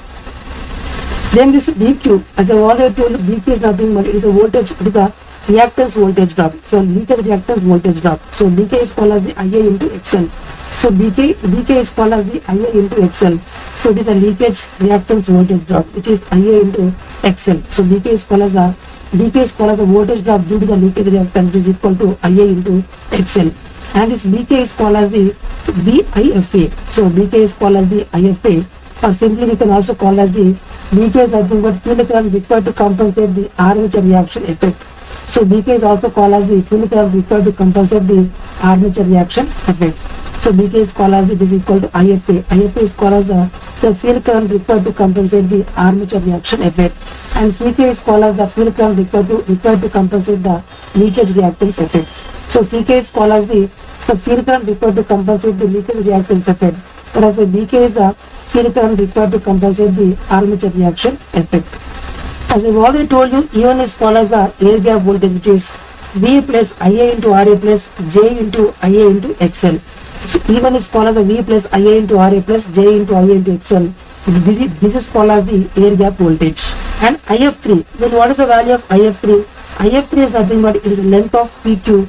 So therefore field current required for saturation of iron parts. So this much amount of field current required for saturation of iron parts. So IF3 is called as the field current, which is length of PQ. It is a field current required for compensation of iron parts. So therefore field current required for saturation of iron parts. And IF1, so what is the value of IF1? So IF1 is field current required to produce the rated voltage with respect to air gap line. I have already told you IF1 is nothing but it's a field current required to produce the rated voltage with respect to air gap line. You can see clearly IF1. So IF1 is the field current required to produce the rated voltage with respect to air gap line. And IF2, so IF2 is called as the field current required to circulate the rated armature current. These things I have already told you, because IF2 is the field current required to circulate the rated armature current, or simply we can also call it as the IF2 is also called as the simply is a field current required to circulate the rated armature current, or field current required to compensate the leakage drop and also the leakage reaction drop. So IF2 is also called as the field current required to circulate the rated armature current, or field current required to compensate the leakage drop and also the armature reaction drop. So E1 is called as the air gap voltage, and then this IF3 is nothing but PQ length. It is also called as the field current required for saturation of the iron parts, and IF1 is called as the field current required to produce the rated voltage with respect to air gap line, and the IF2 is called as the field current required to circulate the rated armature current. This method is extension of the previous method. So this method is basically the extension of the previous method. The previous method was the ZPF method. So this method ASA is the extension of the ZPF method. In this, saturation of iron parts is also included. So this much amount of field current is required for the iron part saturation. So this effect is also been included here. So therefore that is the reason we have to do the factors, or we can say vector sum of IF dash plus IF3 to get the resultant field current. So in the previous one we have not taken the saturation of iron parts. In the ZPF method we have not considered the saturation of iron parts, but here we have considered the saturation of the iron parts also we have considered. So this method is the extension of the previous method, means it's the extension of ZPF method. In the saturation of iron parts are also being included, thereby we are going to get the accurate results. So by this ASA method we are going to get the accurate results, because we have considered each and every aspect. So now we are going to compare each and every method. The magnitude of the regulations of alternator are, in EMF we are going to get the, in EMF method we are going to get the more magnitude value then compared to ASA, then compared to ZPF method, and then compared to MF method. But in terms of accuracy, this ASA method is more accurate, and second one is ZPF method. and third one was the MMF method, and the last one was the EMF method. Just this interchange this one to the last one. So you are going to get this one. But in terms of magnitude, we are going to get EMF, then ASA, then ZPF, and then the MMF method. Whereas in terms of the accuracy, we are going to get ASA first, ZPF second, and MMF third, and the EMF as the last method. See, the sequence in which we have learned about the finding the relation of alternative, which is the first one is the EMF method. Then we have learned about the MMF method, and then we have learned about the ZPF method, and then we have learned about the ASA method. So in this sequence we have learned. It means that the first method will be less accuracy, second method is more accuracy than the first one, third method is somewhat more accuracy than third one, and finally ASA method is more accuracy than each and every aspect. So this is the way that you can easily remember. But if you want in terms of the magnitude, just interchange this one to the first one. So here you are going to get EMF, then ASA, then ZPF, then MMF. So this is the way that you need to always remember. The first method we have learned about the EMF, then ZPF. First method we have learned about the EMF, second one is the MMF, third one was ZPF, and the fourth one was the ASA.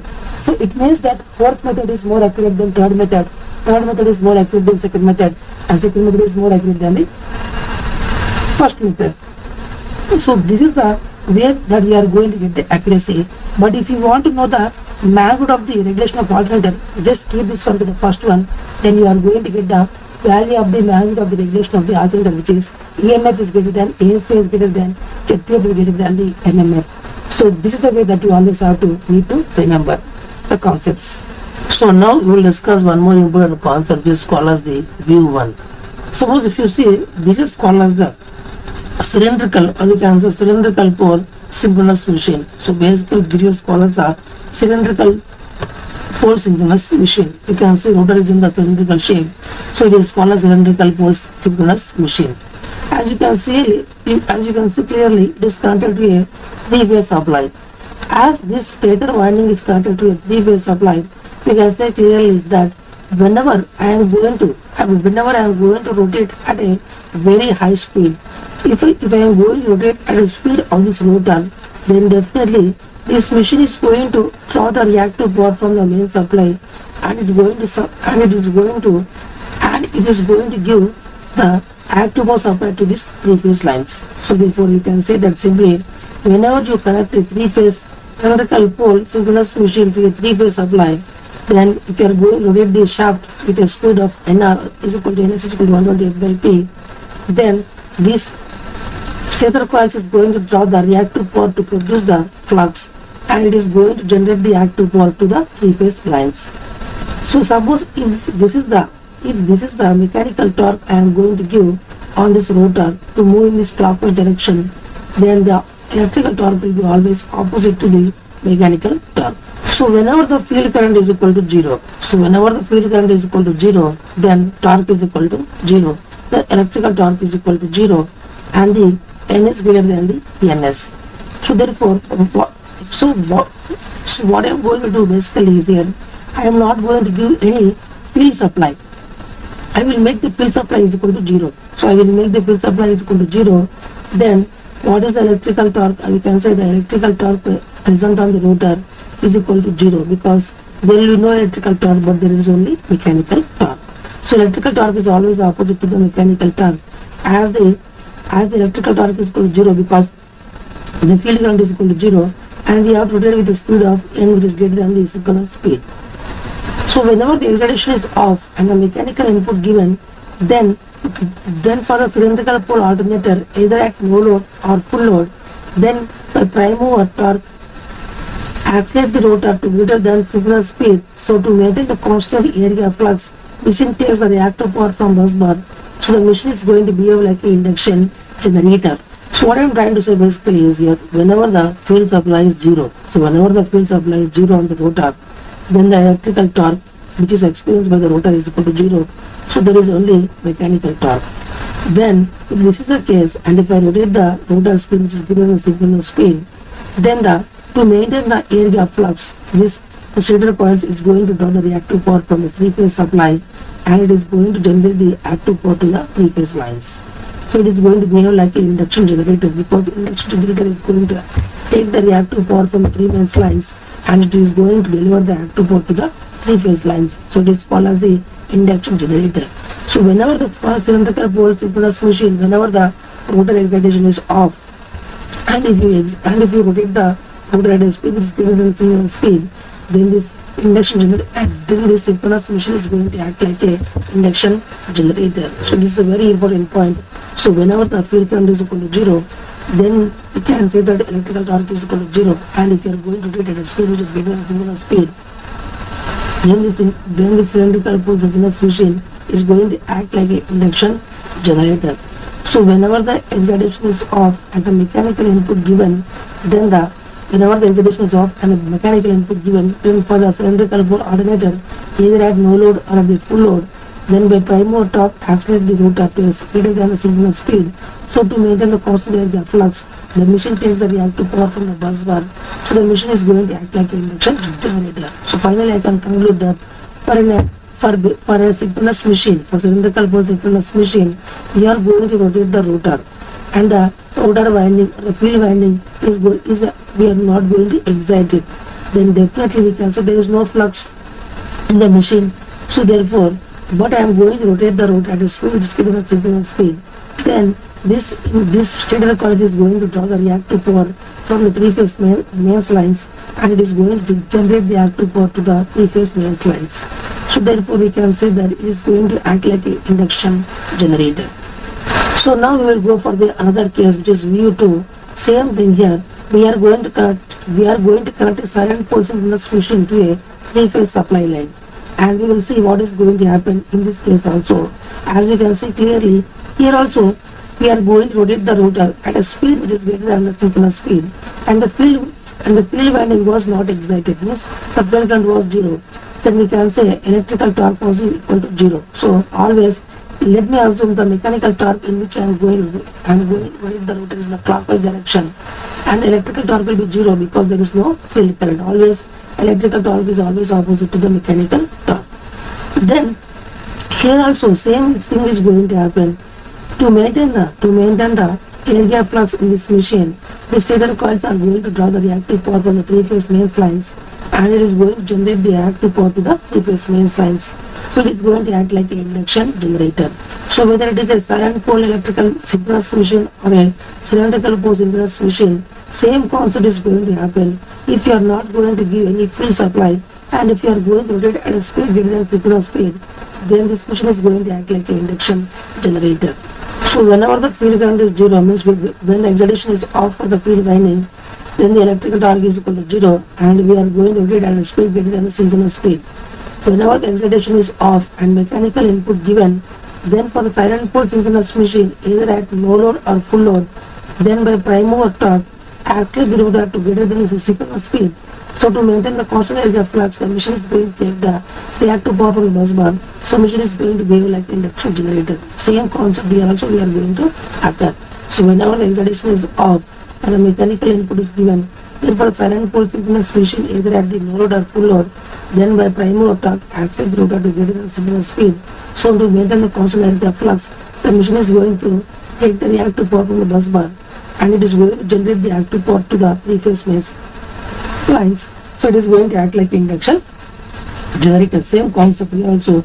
We are not going to excite the field winding, so therefore the electrical torque experienced on this rotor is equal to 0, and we are going to rotate with the help of prime mover to speed greater than synchronous speed.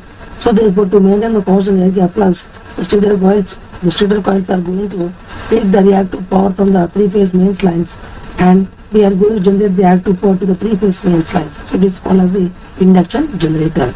So whenever the rotor field is off, the synchronous machines, whether it is a silent pole or whether it is a cylindrical pole, it is always going to act like a induction generator. So some important points now we are going to discuss. Listen carefully. Whenever the mechanical torque is equal to 0, so whenever the mechanical torque is equal to 0 and excitation is on, so we are going to excite, but the excitation is on in the field winding of rotor. It behaves like a synchronous motor. It is going to behave like a synchronous motor, whether it is cylindrical or whether it is a silent. and it is called as a doubly excited machine because n is equal to ns. So what I am trying to say basically here, suppose if I am not going to rotate the rotor, means mechanical torque is equal to 0, but still I am going to give the excitation, to the field winding on the rotor. Then it is going to this, whether it is a cylindrical or whether it is a silent, it is going to behave like a synchronous motor. It is going to behave like a synchronous motor, and it is called the doubly excited machine because the stator coils is also being excited by the three-phase supply, and the rotor coils is the field winding is also excited by DC supply, whereas the stator coils is excited by AC supply, whereas the field winding is excited by DC supply. So we can say it is acting like a doubly excited machine, and the rotor speed is equal to synchronous speed, which is equal to 128 by P. So whenever the mechanical torque is equal to 0, but the still excitation is on, so therefore the field winding on the rotor is still having the DC supply. So it is going to behave like a synchronous motor, whether it is a silent pole or whether it is a cylindrical pole, and it is said to be a doubly excited machine because the stator coils is being excited by AC supply, and the rotor, the field winding is excited by DC supply. So we can say that it is a doubly excited machine, and the rotor speed is equal to synchronous speed.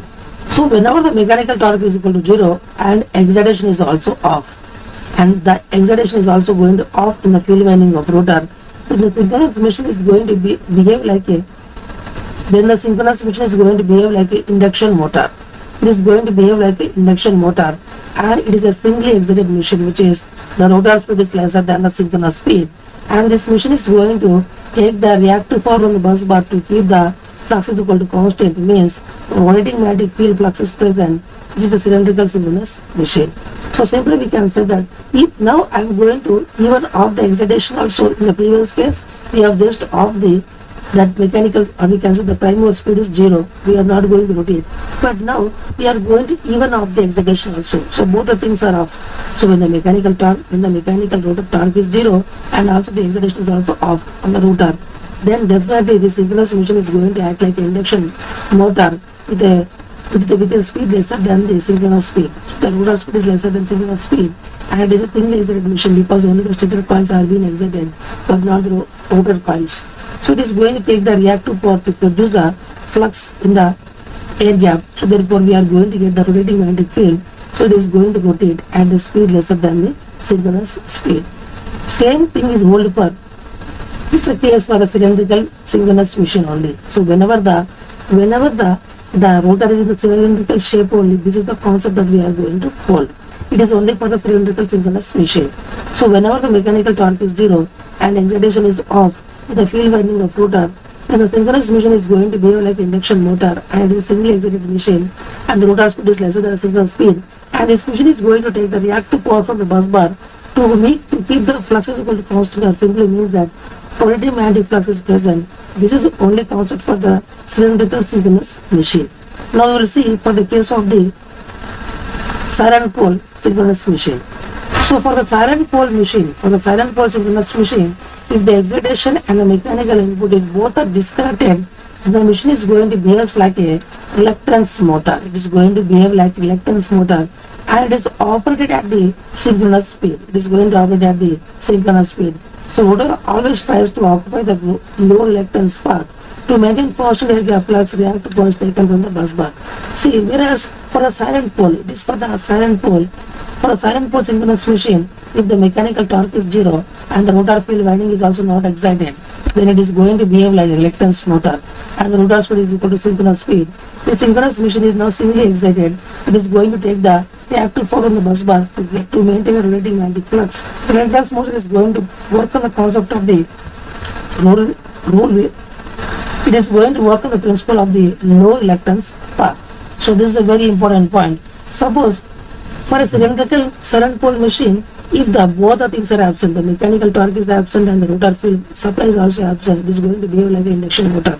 Similarly, for the silent pole synchronous machine, if both the things are absent, this the mechanical torque is absent and also the rotor field excitation is also off, then it is going to behave like a reluctance motor. So therefore, for the silent pole machine, if the excitation and the mechanical input, if both are disconnected, then the machine is going to behave like a reluctance motor, and it is operated at a synchronous speed.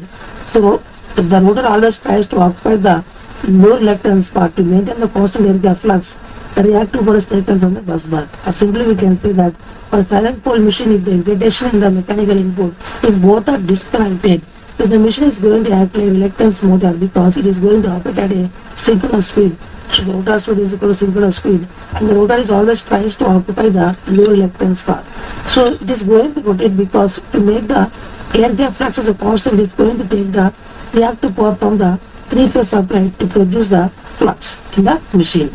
So when synchronous machine acting as an induction generator, then what is going to happen? As I've already told you, synchronous machine, whether it is a silent pole or cylindrical pole, it is going to act like an induction generator only whenever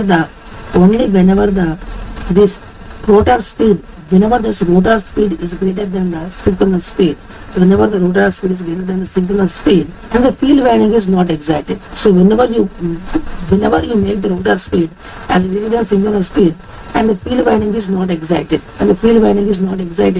then we can say that this is going to act like an induction generator. This concept I have already told you.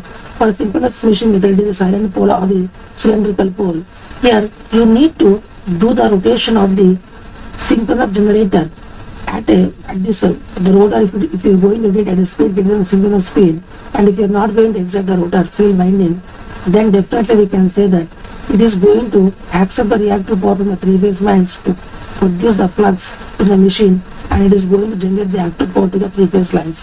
So we can say it is going to act like an induction generator. Then what is going to happen? The reactive power increases because it is accepting the reactive power from the three-phase lines. So reactive power increases. So cos theta will decrease because cos theta is equal to P by under root over P square plus Q square.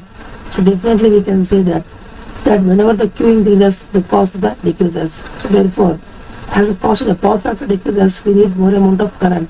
So losses will be increasing. So don't operate it as an induction generator for a long time because removing it by using the circuit breaker. So don't try to operate the synchronous machine as an induction generator for a long time because the losses will be very, very high. So you have to remove this by using the circuit breaker. So you don't have to operate the synchronous machine as an induction generator for a long time because the intake of reactive power increases. So power factor decreases. So it draws more amount of current from the three-phase lines. So losses will be increased. So you don't have to operate as an induction generator for a long time. Then you have to remove it by using the circuit breakers. So you don't have to operate the synchronous machine as an induction generator for a long time because the losses are going to get increased. So you have to remove it very as fast as possible with the help of the circuit breakers. So finally, I am going to repeat these important points. See, finally I can say that whenever whether it is a silent pole machine or whether it is a cylindrical pole machine, if you are not going to give any field winding supply, and you are going to rotate the rotor at a speed greater than the synchronous speed, as there is no field winding supply, then definitely electrical torque is equal to 0. Always electrical torque and the mechanical torque are always quite opposite of each other. Then we can say that whether it is a cylindrical pole machine or whether it is a silent pole synchronous machine, definitely they are going to draw the reactive power from the three-phase main supply to produce the flux in the core, and it is going to generate the reactive power to the three-phase lines. So we can say it is said to be an induction generator. Now we will go for other cases. Suppose if both are absent, if the excitation is absent, suppose if the mechanical torque is only absent and the excitation is present. So if the mechanical torque is absent and only the excitation is present on the rotor, then definitely we can say that it is going to behave like a synchronous motor, whether it is a cylindrical or whether it is a silent pole, because it is a doubly excited machine. The rotor field is being excited and the stator coil is also being excited from the three-phase supply. So it is going to act like a synchronous motor. So whenever the mechanical torque is equal to 0 but the still excitation is present, then we can say that it is a doubly excited machine. Whether it is a cylindrical or silent, it is going to act like a synchronous motor with the rotor speed is equal to synchronous speed because it's a doubly excited machine. Suppose if both are absent, we can say that if the mechanical torque is equal to 0 and also the excitation is also off. If both are off, then for cylindrical synchronous machine, this is going to act like an induction motor because Now now it is a single excited machine because the rotor speed is lesser than the synchronous speed. So therefore it is going to take the reactive power from the bus bar to keep the flux is equal to constant. So that means we are going to get the rotating magnetic field. Then the rotor speed is lesser than the synchronous speed. So it is going to act like a cylinder, we can say like induction motor. Suppose for the 7-pole motor, if both the excitation and the mechanical input if both are absent, then definitely we can say that this machine is going to act like reluctance motor, because it is going to operate at a speed which is nr is equal to ns, and the working principle is the rotor is always going to occupy the low reluctance part. So to maintain the constant air flux, the reactive power is taken from the bus bar. So what I'm trying to say is that whenever if you operate the synchronous machine as a induction generator, then the intake of the reactive power increases, then the power factor will decrease, because cos theta is equal to P by under P square plus Q square. As the Q increases, cos theta decreases. So as the power factor decreases, you need more amount of current. So therefore the losses are going to get increased. So you don't have to operate it as a induction generator for a long time. So you have to remove it by using the circuit breakers as early as possible. So now we are going to learn the another new concept is called as the effect of varying excitation when the alternator is connected to a bus bar. So what is the effect of varying the excitation when the alternator is connected to the bus bar at no load? So basically we are going to vary the excitation to the alternator, and this alternator is connected to a bus bar. At no load, what is going to happen? We are going to see under these cases. So effect of varying the excitation to the alternator whenever the alternator is connected to a bus bar at no load condition. See, I have already told you EF into cos delta is less than V. EF into cos delta is less than V, then what is going to happen? It is called as the under excitation. So whenever the induced voltage per phase into cos delta is less than terminal voltage per phase, it is called as the under excitation. So delta is the load angle, this angle between the EF and the V. So delta is the angle between the EF and V. So delta is the phase angle between the EMF induced per phase voltage, comma, and terminal per phase voltage. So whenever the EF into cos delta is less than V, so EF into cos delta is less than V, or simply we can say that E value is less than V, or simply we can also call it as the when EF into cos delta is less than V, simply we can say that it is called as the EF is less than V, because the component of EF in direction of the V is called as the EF cos delta. See, the component of EF in direction of V is called as EF cos delta. If it is less than V, or we can also call as the EF is less than V. So EF cos delta is less than V, or simply EF is less than V, we can say that it is said to be under excitation. It is called as the under excitation because EF cos delta is called as the component of EF in the direction of the V. So EF cos delta is less than V, it is called as the under excitation. Then at no load, what is going to happen? At no load condition, then definitely delta is equal to 0. At no load means simply we can say that the armature current is equal to 0. The armature current is equal to 0. At no load means simply we can say that we are not going to connect any load externally to this stator coils. Then we can say that the armature current is equal to 0. So whenever the armature current is equal to 0, there is no drop in the RA and also in the XS. So there is no load means simply we can say that the delta angle is equal to 0. Then we can say that if you substitute here delta is equal to 0. So if you substitute delta is equal to 0, we are going to get EF is less than V. So EF is less than V, that we are going to get here. So what is the EF? EF is equal to V plus J into IA into XS. Because the RA is nearly less value, so we are going to neglect it. So EF is equal to V plus J into IA into XS. Then what is the value of IA? IA is equal to EF minus V by J into XS. As EF is less than V, so this overall value is said to be negative. So it is said to be negative means the current is incoming to the synchronous machine, or we can say current is incoming to the synchronous machine. And what is the power? The active power which is generated, which is V into IA into cos 90, because simply we can say that 90 degrees is the phase angle between the voltage and the current, terminal voltage and the terminal current. Then definitely we can say that it is equal to 0 degree, 0 value, and the reactive power is equal to V by XS into EF cos delta minus V. As delta is equal to 0, so EF is less than V, so its overall value is equal to negative. So we can say that simply here, let me draw the phasor diagram. This is called as the terminal voltage. this is called as terminal voltage. I am going to assume that EF is less than V. If EF is less than V, then what is going to happen? Then definitely we can say that the armature current is negative. The armature current is negative means it is in this direction. So it is in this direction. So therefore we can say that simply that the phase angle between the voltage and the current I is 90 degree, as you can see clearly in this diagram. So therefore we can say because EF and V are both positive values, so therefore 1 by J into Xs is nothing but this is a negative. So you are going to get minus 90 degree. Means that this is plus 90 degree. So this is minus 90 degree. So you are going to current in this direction. Which positive means in this direction. So negative means in this direction. Because for a pure inductive load, the current is going to lag. But here it is a basically we can say that it's a negative value means it is the reverse of this one. So we are going to get like this. So then the active power sent to the output is equal to 0. So the reactive power is equal to negative. So simply we can say that. So we can say that P comma Q are output of alternator when it is connected to bus bar. So P is equal to 0 and it takes reactive power from the bus bars. As you can see clearly, the current is going to lead the voltage.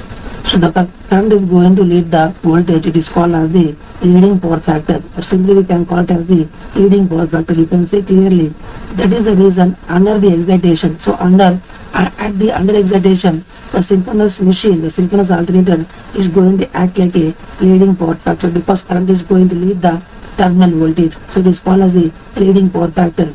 And the active power, P comma Q are called as the output of the alternator when it is connected to the bus bar. So P comma Q are the output of the alternator whenever it is connected to the bus bar, and P is equal to 0 and it takes the reactive power from the bus bar because P is equal to 0 means it is not giving any active power to the bus bar, but it is going to take the reactive power from the bus bar. It means that it is going to act like a leading power factor. Leading means it is going to accept the reactive power from the bus bar.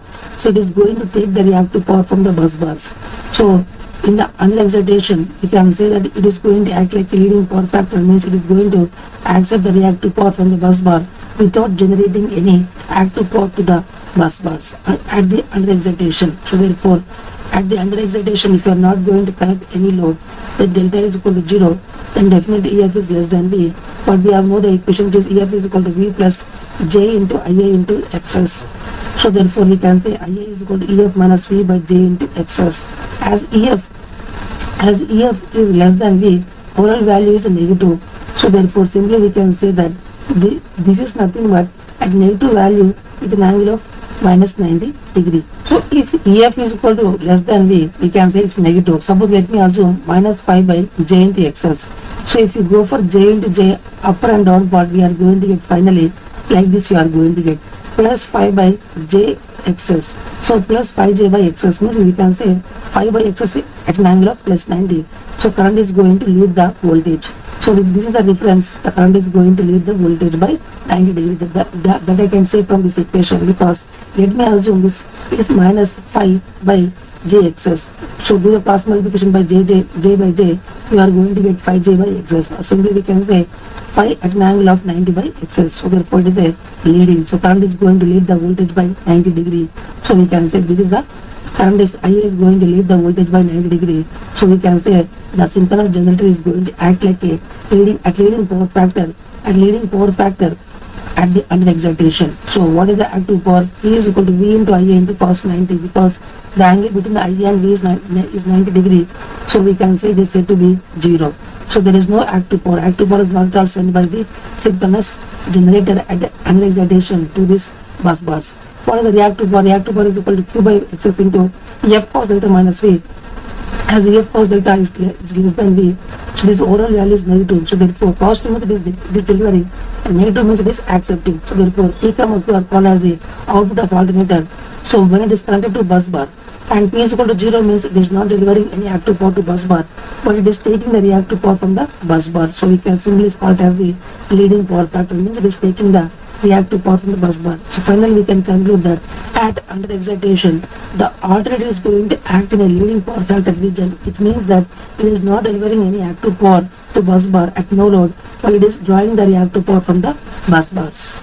Suppose now we will see the other case, which is called as the over excitation. Over excitation means EF cos delta is greater than V. So whenever the EF cos delta is greater than V, it is called as the over excitation. Then at no load condition, I've already told you delta is equal to 0. Delta is the phase angle between the EF and the V. At no load, delta is equal to 0 means both are in phase with respect to each other, and EF is greater than V. So therefore, this is the EF and this is the V. As I've already told you, IA is equal to EF minus V by J into XS. EF minus V is a positive. So let me assume this is a plus 5. So plus 5 by J into XS. So simply we are going to get, if you do the cross multiplication by J and J, you are going to get minus. So you are going to get like this, which is called as the, see, minus 5 J by XS, or simply we can call it as the, or simply in another format also we can call this. Let me assume this is 5 by JXS. If you write in the polar format, we are going to get 5 by XS into an angle of minus 90. So current is going to lag here. So current is going to lag the voltage, the terminal voltage by 90 degree. So therefore, if I take both these as the reference, then definitely the current IA is going to lag both this by 90 degree. So current is going to now lag in nature. Then what is the active power sent by this output generator, which is equal to V into IA into cos 90, because 90 is the phase angle between the V and IA. It is equal to 0. Whereas reactive power is equal to V by XS into EF cos delta minus V. As EF cos delta is greater than V, so we can say that it is said to be a positive value. So therefore, the at no load condition, the amount of active power sent to the bus bar is 0, and also but it is giving the reactive power to the bus bars under the over excitation. So we can say that it is, and the current is also lagging. So current is going to lag the terminal voltage by 90 degree. So we can say simply it is said to be a lagging power factor. So therefore we can say that P is equal to 0, and it is delivering the reactive power to bus bars. So finally we can say that at no load condition, at the under excitation, the synchronous machine is not delivering any active power to bus bars, but it is accepting the reactive power from the bus bars, and it is always operating in the leading power factor region. It is operating in the leading power factor region. Whereas in the over excitation state, we can say that here the current is lagging. The current is lagging means the overall synchronous generator is going to act like a lagging power factor region, and also the amount of active power generated is equal to 0 by alternating to the bus bars, and it is giving the reactive power to the bus bars. So leading means accepting the reactive power, lagging means it is delivering the reactive power. Suppose for normal excitation, what is going to happen? So normal excitation means EF cos delta is equal to V. So at no load, definitely delta is equal to 0. So we can say EF is equal to V. So both are with a phase with respect to each other. EF is equal to V. Then I have already told you EF is equal to V plus J into IA into XS. So as EF is equal to V, then IA is equal to 0. If IA is equal to 0, then P is equal to 0 and Q is also equal to 0, because current itself is equal to 0. So therefore P value is equal to 0. P is nothing but V into IA into cos delta, or you can say, so cos theta. Cos theta is the angle between the I and V. As IA itself is equal to 0, P is equal to 0, but Q is equal to V by XS into EF cos delta minus V. As EF is equal to V, then definitely as EF cos delta is equal to V, its value is also equal to 0. So therefore it is not delivering the active power or reactive power. So neither accepting nor delivering the active power or reactive power to the bus bars. So whenever the alternating is operating at the normal excitation, it will neither deliver the reactive power nor absorb the reactive power. So therefore simply we can say, finally we can say that under excitation, the synchronous machine is going to act like a, at the leading power factor, means it is going to accept the reactive power from the bus bars. Whereas at the over excitation, it is going to act like a lagging power factor, means simply we can say that it is delivering the reactive power to the bus bars. Where at the normal excitation, it is neither absorbing the reactive power, neither delivering the reactive power. So this is a very important point that you always need to understand. See, whenever the synchronous machine is going to connect to a bus bar at the under excitation, it is going to act like a leading power factor region. It is going to act like a leading power factor region, means the current is going to lead the terminal voltage, and also it is going to accept the reactive power from the bus bars. Whereas in the over excitation, it is going to act like a lagging power factor, means current is going to lag here, and it is going to deliver the reactive power to the bus bars. Whereas at the normal excitation, it is neither absorbing the reactive power, or it is neither delivering the reactive power to the bus bars. So this is a very important point that you always need to understand. So finally I can conclude that for under excitation, EF cos delta is always less than B. So therefore, we can say that simply that whenever the synchronous machine is connected to the bus bar, it is going to act in a leading power factor. Current is going to lead the voltage. Then we can say that whenever the current is leading, it is going to, as it is the under excitation, it is going to draw the reactive power. Whereas in the normal excitation, which is called as the EF cos delta is equal to V, we can say that simply that the current is in always phase with the voltage. We can say unity power factor. Then we are going to get the reactive power is equal to 0. Simply we can see that it neither accepts the reactive power, neither delivers the reactive power. Whereas in the over excitation, means EF cos delta is greater than V, then we can say that it is going to operate in the lagging power factor, means current is going to lag the voltage. It is going to operate at the lagging power factor, means it is going to deliver the reactive power to the bus bars. So now we will discuss one more important concept, which is called as the effect of varying the excitation of alternator when connected to bus bar with constant mechanical input. Means that we are going to give a constant mechanical input, and also we are going to connect this alternator to a bus bars, and we are going to vary the excitation to the alternator, and we are going to connect this alternator to bus bar with a constant mechanical input. Means we are going to connect this alternator to bus bar, and then the mechanical input is a constant in nature. The mechanical input is constant, but we are going to vary the excitation. Then what are the effects that are going to occur? That things now we are going to listen. So therefore, for a given alternator, I am going to connect to the bus bar.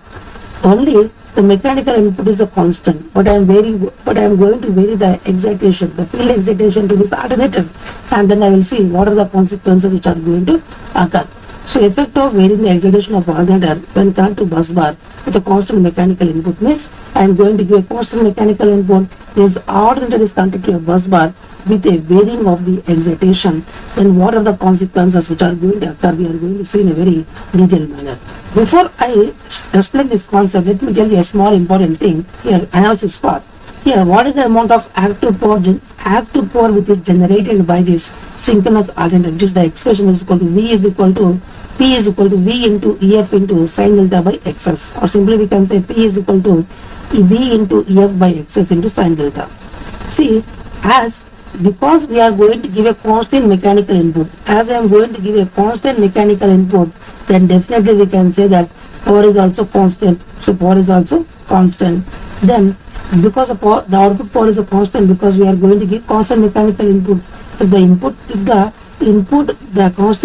are going to give a constant mechanical input, the active power is also constant value.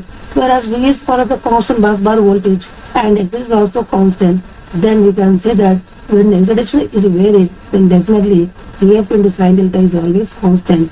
Then only we are going to get a power as a constant value.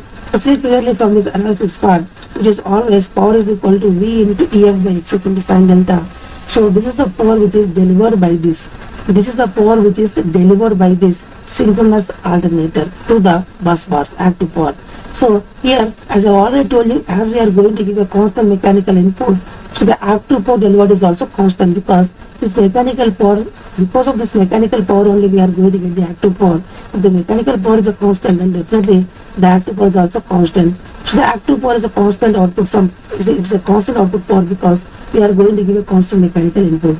And the bus bar voltage is always constant, because all the generators are connected in parallel. So irrespective of that, we are going to get a constant bus bar voltage. And XS is also constant value. If all these are constant, then definitely EF into sin delta is also constant. Then only this overall value is constant. So EF into sin delta is always constant. Then only the power is equal to constant. The relation that we are going to get is always EF into sin delta is always constant. So based on this, we are going to visualize the graphs for each and every increase of the excitation. Suppose let me take a case which is called as the initial case of EF1. So this is called as the EF1 case. It is the initial case. As you can see clearly here, what I am going to do basically is here. So this is the first one. Let me assume this is the EF1. Then I already told you here, this is called as the terminal voltage. So this is the terminal voltage. As I have already told you, the terminal voltage is a constant value, because we are going to keep a bus bar. So bus bar voltage is always constant. So V is equal to always constant.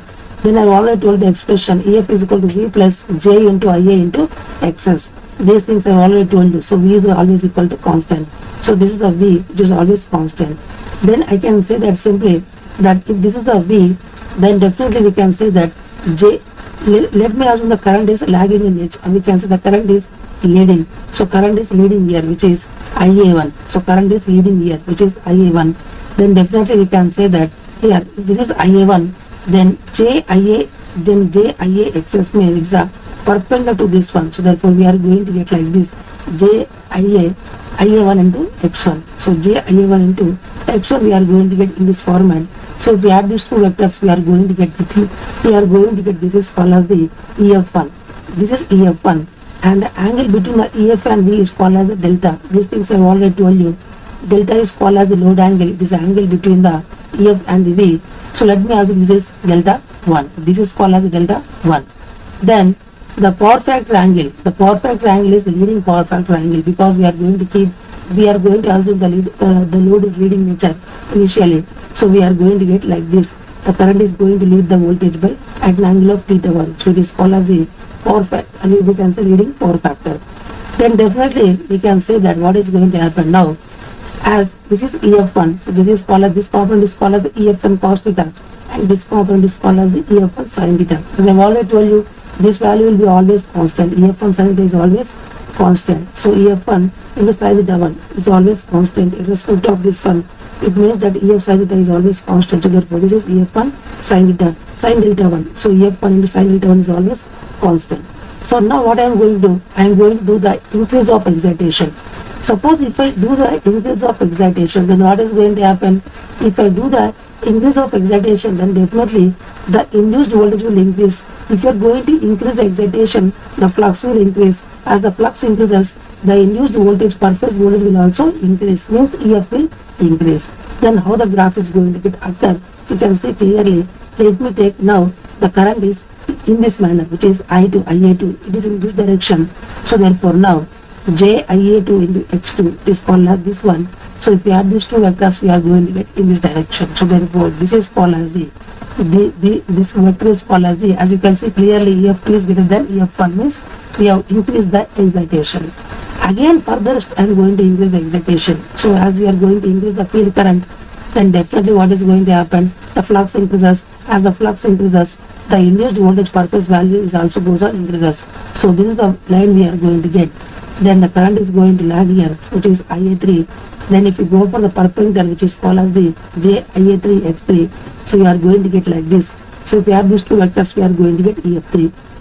So as you are going to increase the excitation in this direction, so in this direction I am going to increase the excitation. As you are going to increase the excitation, definitely the flux will increase. First the field current increases, then flux increases, then the EMF induced per phase value will also increase, because EF is proportional to flux. This expression I have already told you, the fundamental expression, which is 4.44 phi F T into kW. So EF is proportional to flux. So flux means field current. So whenever the field current increases, then definitely the flux increases, so EF value increases. But this is called as the delta 1 is the angle between the EF1 and B, and delta 2 is the angle between the EF2 and B, and delta 3 is the angle between the EF3 and B. So but this EF1 sin EF and sin EF into sin delta is always constant. This constant I have already told you. So EF1 into sin delta 1 is equal to EF2 into sin delta 2 is equal to EF3 into sin delta 3. So this length is always constant. This length is always constant. So like this you are going to get the graph. So finally the summary is nothing but whenever you are going to do the increase of excitation, the EMF induced per phase value will increase. Then the load angle will decrease. As you can see clearly, the load angle is decreasing. But as the load angle decreases, one more important point that you can see clearly, see up to a certain limit, up to unity power factor load, then this IA value decreases. But later again it will increase. So listen carefully, this IA value decreases up to certain limit, again it will increase. So this is the thing that you can easily visualize from here. So therefore initially it is a lagging nature, and then it will be initially it is a leading nature, and then finally it will be a lagging nature. This you can see clearly from the terminal voltage and terminal current IA and V. So therefore, these are the conclusions that you can get. So whenever you are going to give a varying excitation, but we are going to give a constant mechanical input, then what we are going to get, this is the graph that you are going to get finally. So if you are going to increase the excitation, EF value increases, delta value decreases, and the initially it is a leading power factor. So current is going to decrease up to certain limit, up to unity power factor is going to decrease. Again the current is going to get increased. So it's the lagging nature. So these things that you can see clearly from this graph. So EF is equal to V plus J into IA into XS. So this is the fundamental equation. Then I already told you this angle IA1 and IA1 to XS is nothing but 90 degree, which you can see clearly. This is XS. This is actually XS, not X1, X2, X3. This is all our XS because XS is a synchronous impedance. So this is XS, this is also XS, and this is also XS. So therefore, the angle between the IA and the JIA XS is nothing but 90 degree. So therefore, IA2 into IA2 XS is again 90 degree, and IA3 comma IA3 XS is again 90 degree. This you can see clearly from this vector notation itself. IA and J into IA XS are nothing but they are perpendicular to each other, and this is going to lead the current by 90 degree because in an inductor the current is going to lag, means the voltage is going to lead by 90 degree. As you can see clearly, as the excitation increases, EF3 is greater than, EF2 is greater than EF1. So therefore, whenever the excitation increases, EF3 is greater than, EF2 is greater than EF1. So whenever the excitation is increased, so you are going to get EF3 is greater than, EF2 is greater than EF1.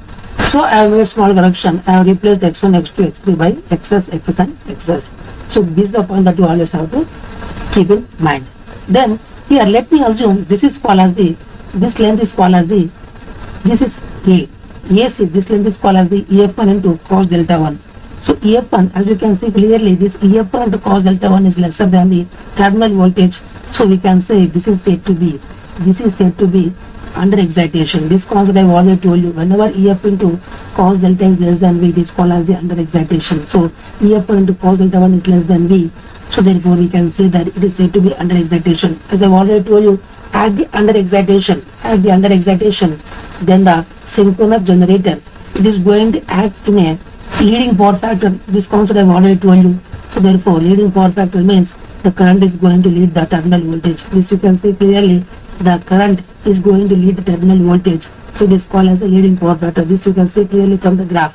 So this is what I mean. So therefore, whenever the synchronous generator is operating at the under excitation, which is EF1 into cos delta is less than V, then we can say that it is acting at a leading power factor, means the terminal current is going to lead the terminal voltage. And also we can say that, so it is going to draw the reactive power from the supply to produce the flux.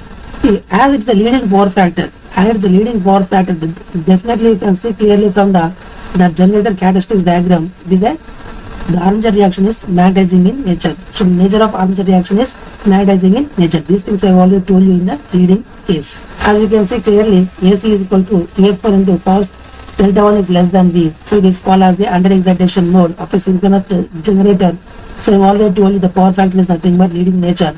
So therefore it is going to draw the reactive power from the supply to produce the required flux. So the nature of armature reaction is magnetization, that you can see clearly from the that current, which is power factor is leading, means the current is leading the terminal voltage by some angle. So therefore we are going to get a magnetization of armature reaction. Suppose if you go for the other case, which is AK. AK is nothing but EF2 into cos delta 2. So EF2 into cos delta 2 is equal to terminal voltage. Then it is called as the normal excitation. So at the normal excitation, you can see clearly what is the power factor. The power factor is equal to unity. So therefore the power factor is equal to unity because the current IA2 and the terminal voltage are in the same direction. So we can say it is said to be unity power factor. It is said to be a unity power factor because the terminal voltage and terminal current are in the same phase. So it is said to be the power factor is said to be unity power factor. And also I have already told you, at unity power factor, at unity power factor, the current will, we can say that the synchronous generator neither accepts the reactive power, neither delivers the reactive power to the bus bar. And I have already told you, at unity power factor, we are going to get only the cross magnetization. So only the nature of armature reaction is only cross magnetization. These things I have already told in the concepts of synchronous generator. So we can say that the nature of armature reaction is cross magnetization because AK is equal to EF2 cos delta 2 and EF2 cos delta 2 is equal to V. So this is called as a normal excitation. So therefore the power factor is called unity, means it is a phase angle between the terminal voltage and terminal current. Both have 0 degree. So this is said to be a power factor as unity. So neither accepts the reactive power, neither generates the reactive power. So therefore nature of the armature reaction is only cross magnetization. So now you can see clearly this length AL. This length AL is nothing but EF3 cos delta 3. It is greater than the terminal voltage. So we can say it is said to be overexcitation. Overexcitation means I have already told you in the overexcitation the power factor. See, the current is going to lag the terminal voltage. It is said to be a lagging power factor. This concept also I have already told you. So therefore, at the lagging power factor, the effect of armature reaction is demagnetization. So this concept also I have already told you. So therefore, we can say that simply AL is equal to EF3 cos delta 3, which is greater than the terminal voltage. It is said to be overexcitation, and the power factor of the alternator is equal to lagging, because the terminal voltage and terminal current IA is going to lag the terminal voltage. It is said to be a lagging power factor. So the lagging power factor, the nature of armature reaction is demagnetization. These things I have already told you. So therefore, finally, the analysis part we are going to discuss now. So P is equal to V into F by X into sin delta. As a P is a constant output power, because the input mechanical power is a constant one. Because based on the mechanical input power only we are going to get the output power. If the mechanical input power itself is a constant, then definitely the active power is also constant, and the bus bar voltage is always constant V, and X is constant. So therefore, if all these are constant, then definitely this product is also constant, which is EF into sin delta is always constant. So whenever the excitation is varied, then this parameter should be always constant, which is EF into sin delta is always constant. Then only the power is equal to constant. So therefore, for the three different cases that we have studied, EF1 sin delta 1 is equal to EF2 sin delta 2 is equal to EF3 into sin delta 3. And one more important point that you always need to understand, which is, so this length is also constant. This length is also constant, which is IA1 into cos theta 1 is equal to IA2 is equal to IA3 into cos theta 3. This length is also constant, which is the component of IA1 in this direction, which is IA1 cos theta 1 is equal to IA2 is equal to IA3 cos theta 3. So you can see clearly this component is also constant. For IA1 into cos theta 1 is equal to IA2 is equal to IA3 into cos theta 3, as you can see clearly from the vector diagram itself. Because why it is like this? Because I have already told you power is equal to the active power output. The another expression is P is equal to V into IA into cos theta. As the P is a constant, V is a constant, then definitely IA into cos theta is also constant. So therefore, the theta is the phase angle between the terminal voltage and the terminal current. So therefore, simply we can say that IA into cos theta is always equal to constant. So here we are going to get IA1 cos theta 1 is equal to IA2 is equal to IA3 cos theta 3. So this is the concept that we are going to get from here itself, which is always. So this equation we have derived from this form, which is P is equal to V into IA into cos theta. As P is a constant and V is a constant, then definitely IA into cos theta is also constant, but theta is the phase angle between the V and IA. So this is the concept that you always have to understand. So therefore the IA into cos theta is also equal to constant. So this is the point that you always need to understand behind this one. So this is EF into sin delta is a constant, and also IA into cos theta is also equal to constant. So you can see clearly, so therefore this EF into sin delta is also constant, and also IA into cos theta is also equal to constant. So these things that you can easily visualize from the graph itself also. This EF into sin delta is a constant, and IA into cos theta is also equal to constant, which you can see clearly from the diagrams itself. The lagging portion, in the lagging portion, I have already told you, lagging portion means simply we can say it is said to be in the overexcited region. So in the lagging portion, the alternator supplies the constant active power and lagging reactive power to the bus bar. It's a very important point. In the lagging portion means simply we can say that lagging portion means it is a overexcitation region. So in the overexcitation it is going to act like a lagging portion. So the lagging portion, the alternator is going to supply the constant active power and the lagging reactive power to the bus bar. Whereas in the leading portion, the alternator is going to supply the constant active power and absorb the leading reactive power.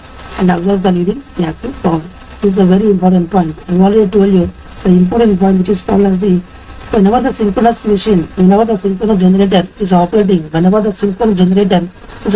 in the lagging mode, in the under excitation, as I have already told you, it is going to act in a leading power factor. So therefore, it is going to deliver the constant active power. If there is any load, it is going to deliver the constant active power, and it is going to absorb the leading reactive power. It is going to absorb the leading reactive power. Whereas whenever the alternator is operated at the overexcited region, then it is going to operate in the lagging portion. It means that it is going to deliver the active power to the bus bars, and also it is going to deliver the lagging reactive power. So it is going to deliver the lagging reactive power to the bus bar. So these are the two important points that you always need to understand. So now we are going to draw some important curves between the IA and IF. As you can see clearly, one important point, which is initially you are going to get a leading power factor. Current IA is going to lead the terminal voltage. It is said to be a leading power factor. So as you are going to increase the IF, as the IF increases, the excitation increases, field flux increases, so EF value increases. So therefore the IA value decreases. So this value will decrease. This value will decrease up to unity power factor.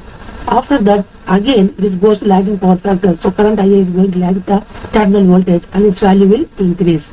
So you are going to get like a U shape. You can see clearly it is a U shape, or simply it is also called as the V curve. It is also called as the V curve. So this is called as the V curve. So V curve means the graph between the armature current and the field current. This is called as the, I have already told you, in this leading region, current IA is leading the terminal voltage, means simply EF into cos delta is less than V. So it is called as the under excitation. So it can, the alternator can deliver the active power to the constant power to the load. But what is the important thing is the reactive power. The reactive power under excitation means it is going to act in a leading mode. Leading mode means it is going to accept the leading power factor, or you can say it is going to absorb the leading active power. See, Q positive means it is delivering, and Q negative means it is accepting. So Q positive means it is delivering, and Q negative means it is accepting. So it is accepting the leading reactive power. So this is the point that you always have to understand. Q is positive means it is delivering, Q is negative means it is absorbing the leading reactive power. Whereas in the lagging region, in the overexcitation region, I have already told you current IA is going to lag the terminal voltage. So it is said to be overexcitation. Overexcitation means simply, I have already told you, it is going to deliver the constant power to the output of the load, because we are going to give a constant mechanical input. So we are going to give the constant mechanical output. Then Q is equal to positive means simply I have already told it's lagging region. Lagging region means it's overexcitation.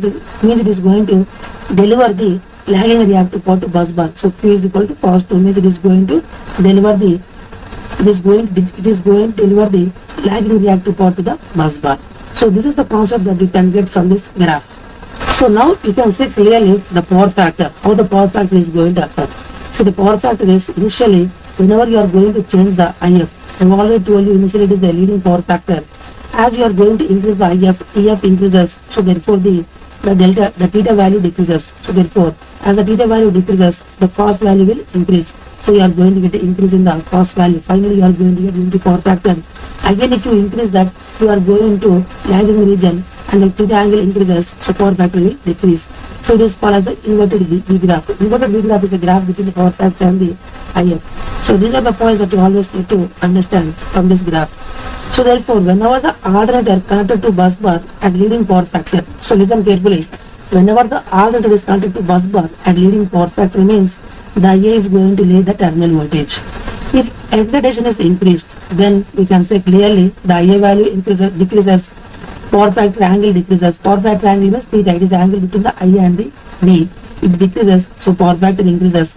And also delta value decreases. Delta is the angle between the EF and V. It also decreases. And the reactive power, see, cos phi is equal to P by root over P square plus Q square. As a P is a constant one, we have already seen. So as Q value, as you can see clearly, see, power is equal to constant. I have already told you power is equal to constant, and the power factor angle will increase. So cos phi will increase.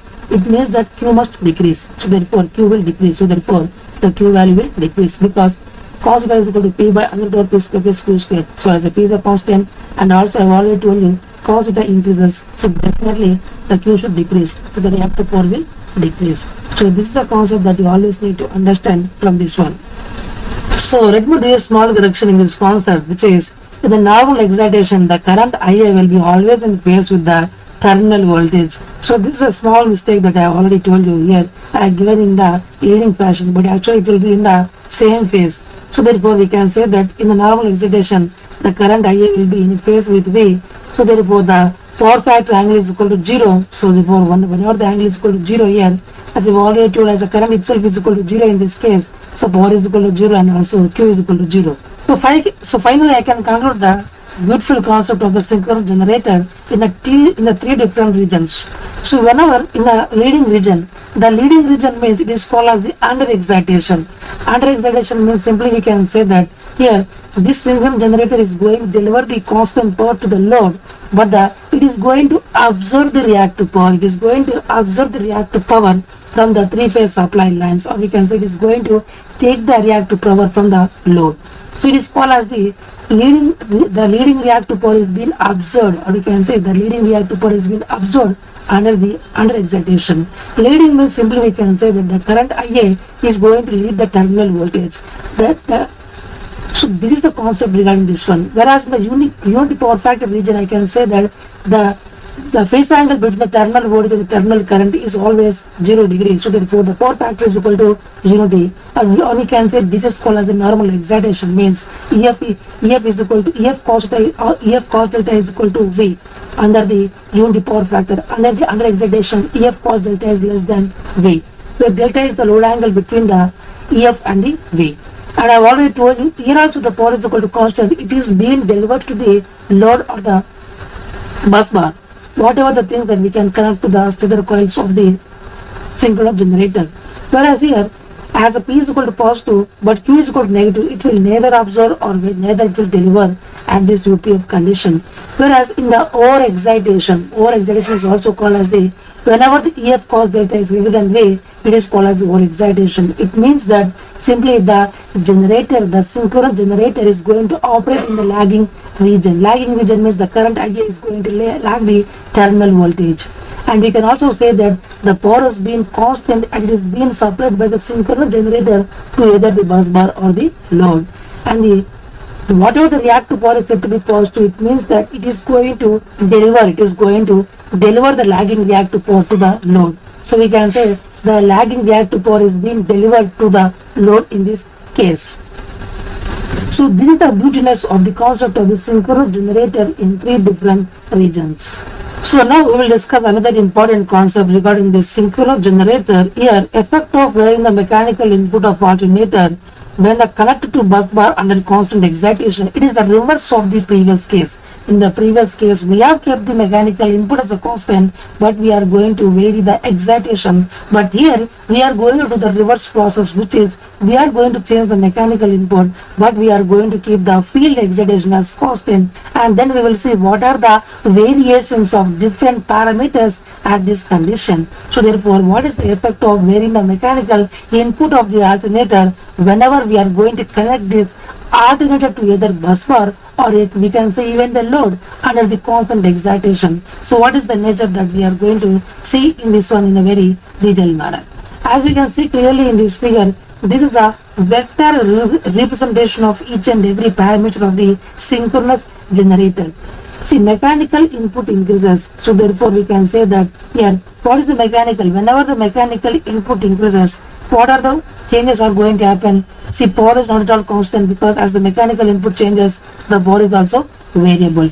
But the bus bar voltage is always constant.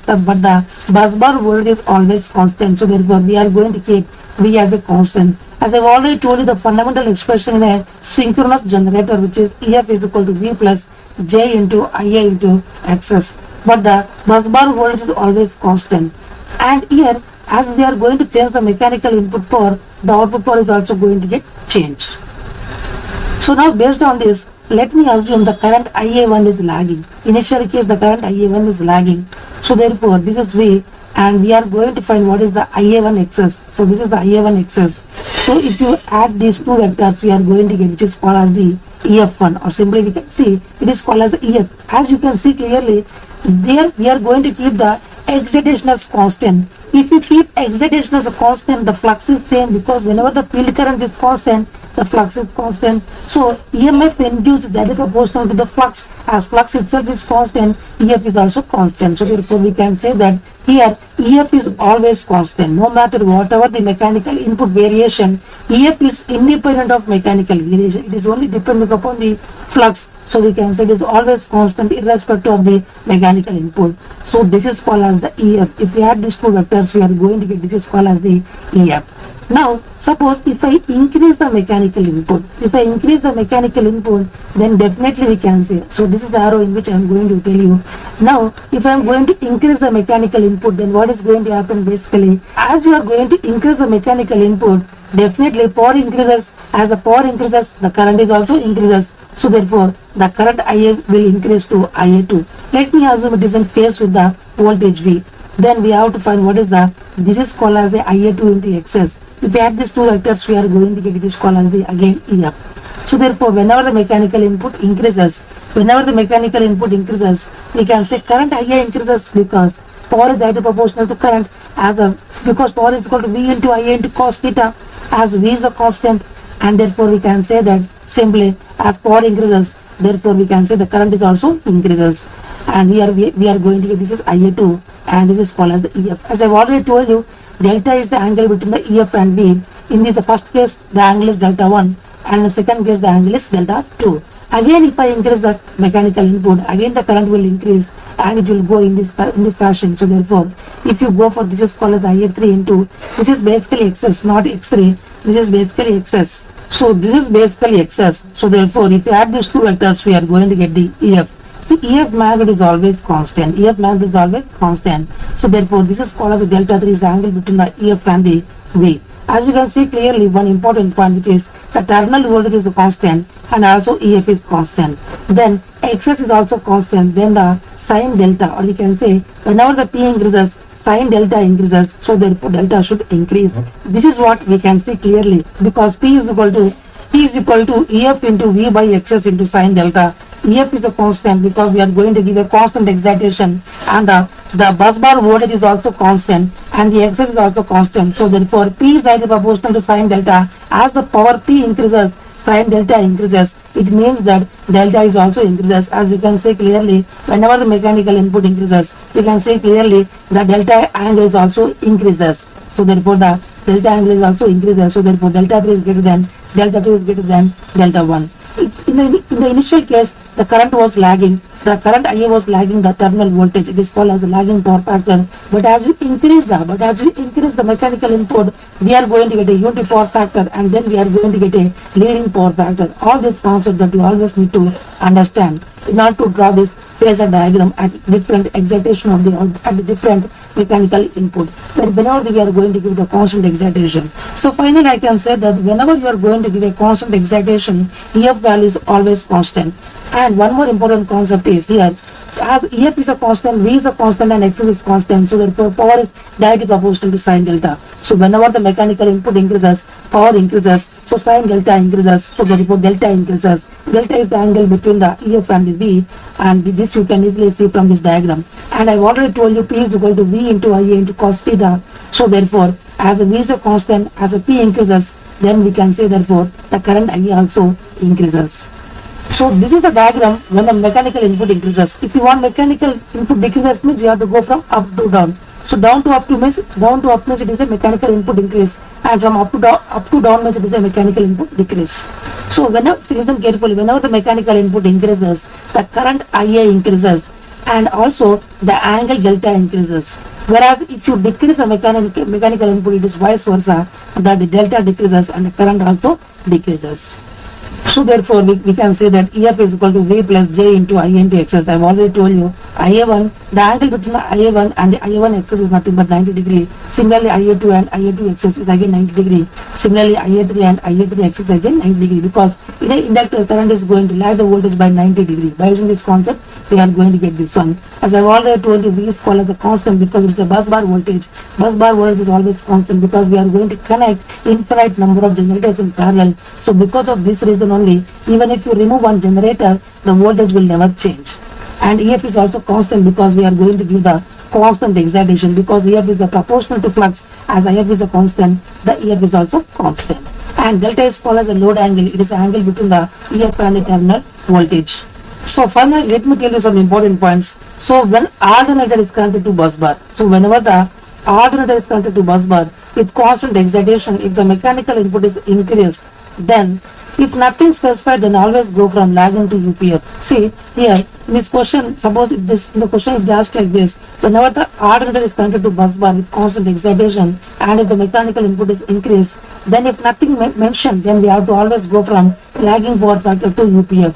Then we can say clearly the current IA increases, power factor angle decreases, because power factor angle means it is the angle between the terminal voltage and the terminal current. It will decrease, so therefore the power factor increases. Whenever the power factor increases, we can say delta is also increases. So therefore, as I have already told you, power factor is equal to cos square is equal to P by under power P square plus Q square.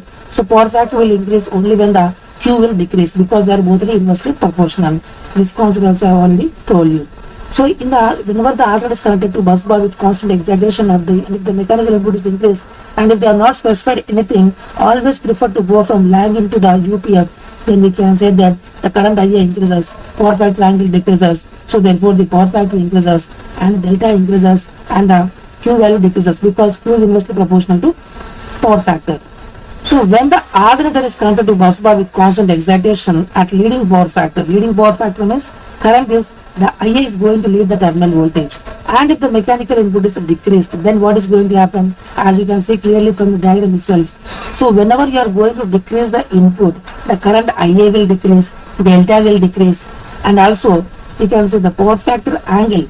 The power factor angle also decreases. So therefore the power factor increases. So therefore delta decreases, and also as you can see clearly that power factor angle decreases. So therefore the current also decreases, because the armature current will decrease and the power factor angle decreases. So power factor increases and delta decreases, and also the power factor is inversely proportional to Q. As the Q decreases, PF increases. So this is the relation that you can get whenever the mechanical input is decreased. Initially, it has a leading power factor. So when alternator is connected to bus bar with constant excitation at leading power factor, if the mechanical input is decreased, then definitely the current IA decreases, power factor angle decreases, so power factor increases, and delta decreases. So power factor is always inversely proportional to Q. As power factor increases, so Q must decrease.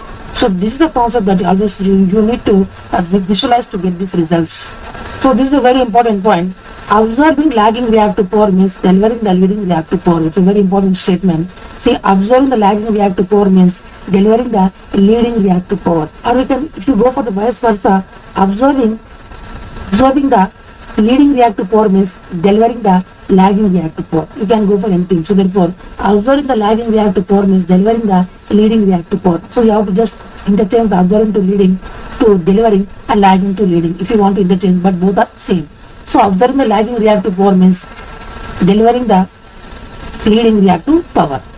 In leading portion, it delivers the reactive power to bus bars. I have already told you in the leading portion. Leading portion means simply we can say it is said to be in the under excited mode. In the under excited mode, we can say it is a leading portion. So therefore, I have already told you in the leading portion, the synchronous generator is going to absorb the leading reactive power. See, in the leading portion means I have already told you. Leading portion means it is said to be a under excited. In the over excited it is acting like a lagging, and in the under excited it is going to act like a leading portion. So I have already told you in the leading portion it is under excited. So therefore it is going to absorb the leading reactive power from the bus bars. So therefore I have already told the power factor is inversely proportional to Q. So in the lagging region means simply we can say it is said to be overexcited. So in the lagging region means it is overexcited. So therefore alternator is going to supply the active power, and also it is going to supply the lagging reactive power to the bus bars. Whereas in the leading region means it is said to be underexcited. So alternator is going to supply the active power, and also it is going to absorb the leading reactive power. So this is a point that you always need to remember. So therefore, in the lagging region, I have already told you, in the lagging region means it is said to be overexcited. So therefore, there alternator is going to supply the active power, and also it is going to supply the lagging reactive power to the bus bars. This is a very important point. Similarly, in the leading portion, alternator is going to supply the active power, and also it is going to absorb the the leading reactive power from the bus bars. These are the points that you need to do always to remember these concepts. See, I have already told this concept, which is P is equal to EF into V by X into sin delta. As for a constant excitation, EF is a constant and X is constant. For a bus bar, V is constant. So therefore, P is highly proportional to sin delta. As the mechanical input increases, power increases. So therefore, sin delta increases. So therefore, delta increases. This is what I am trying to tell you from that starting onwards.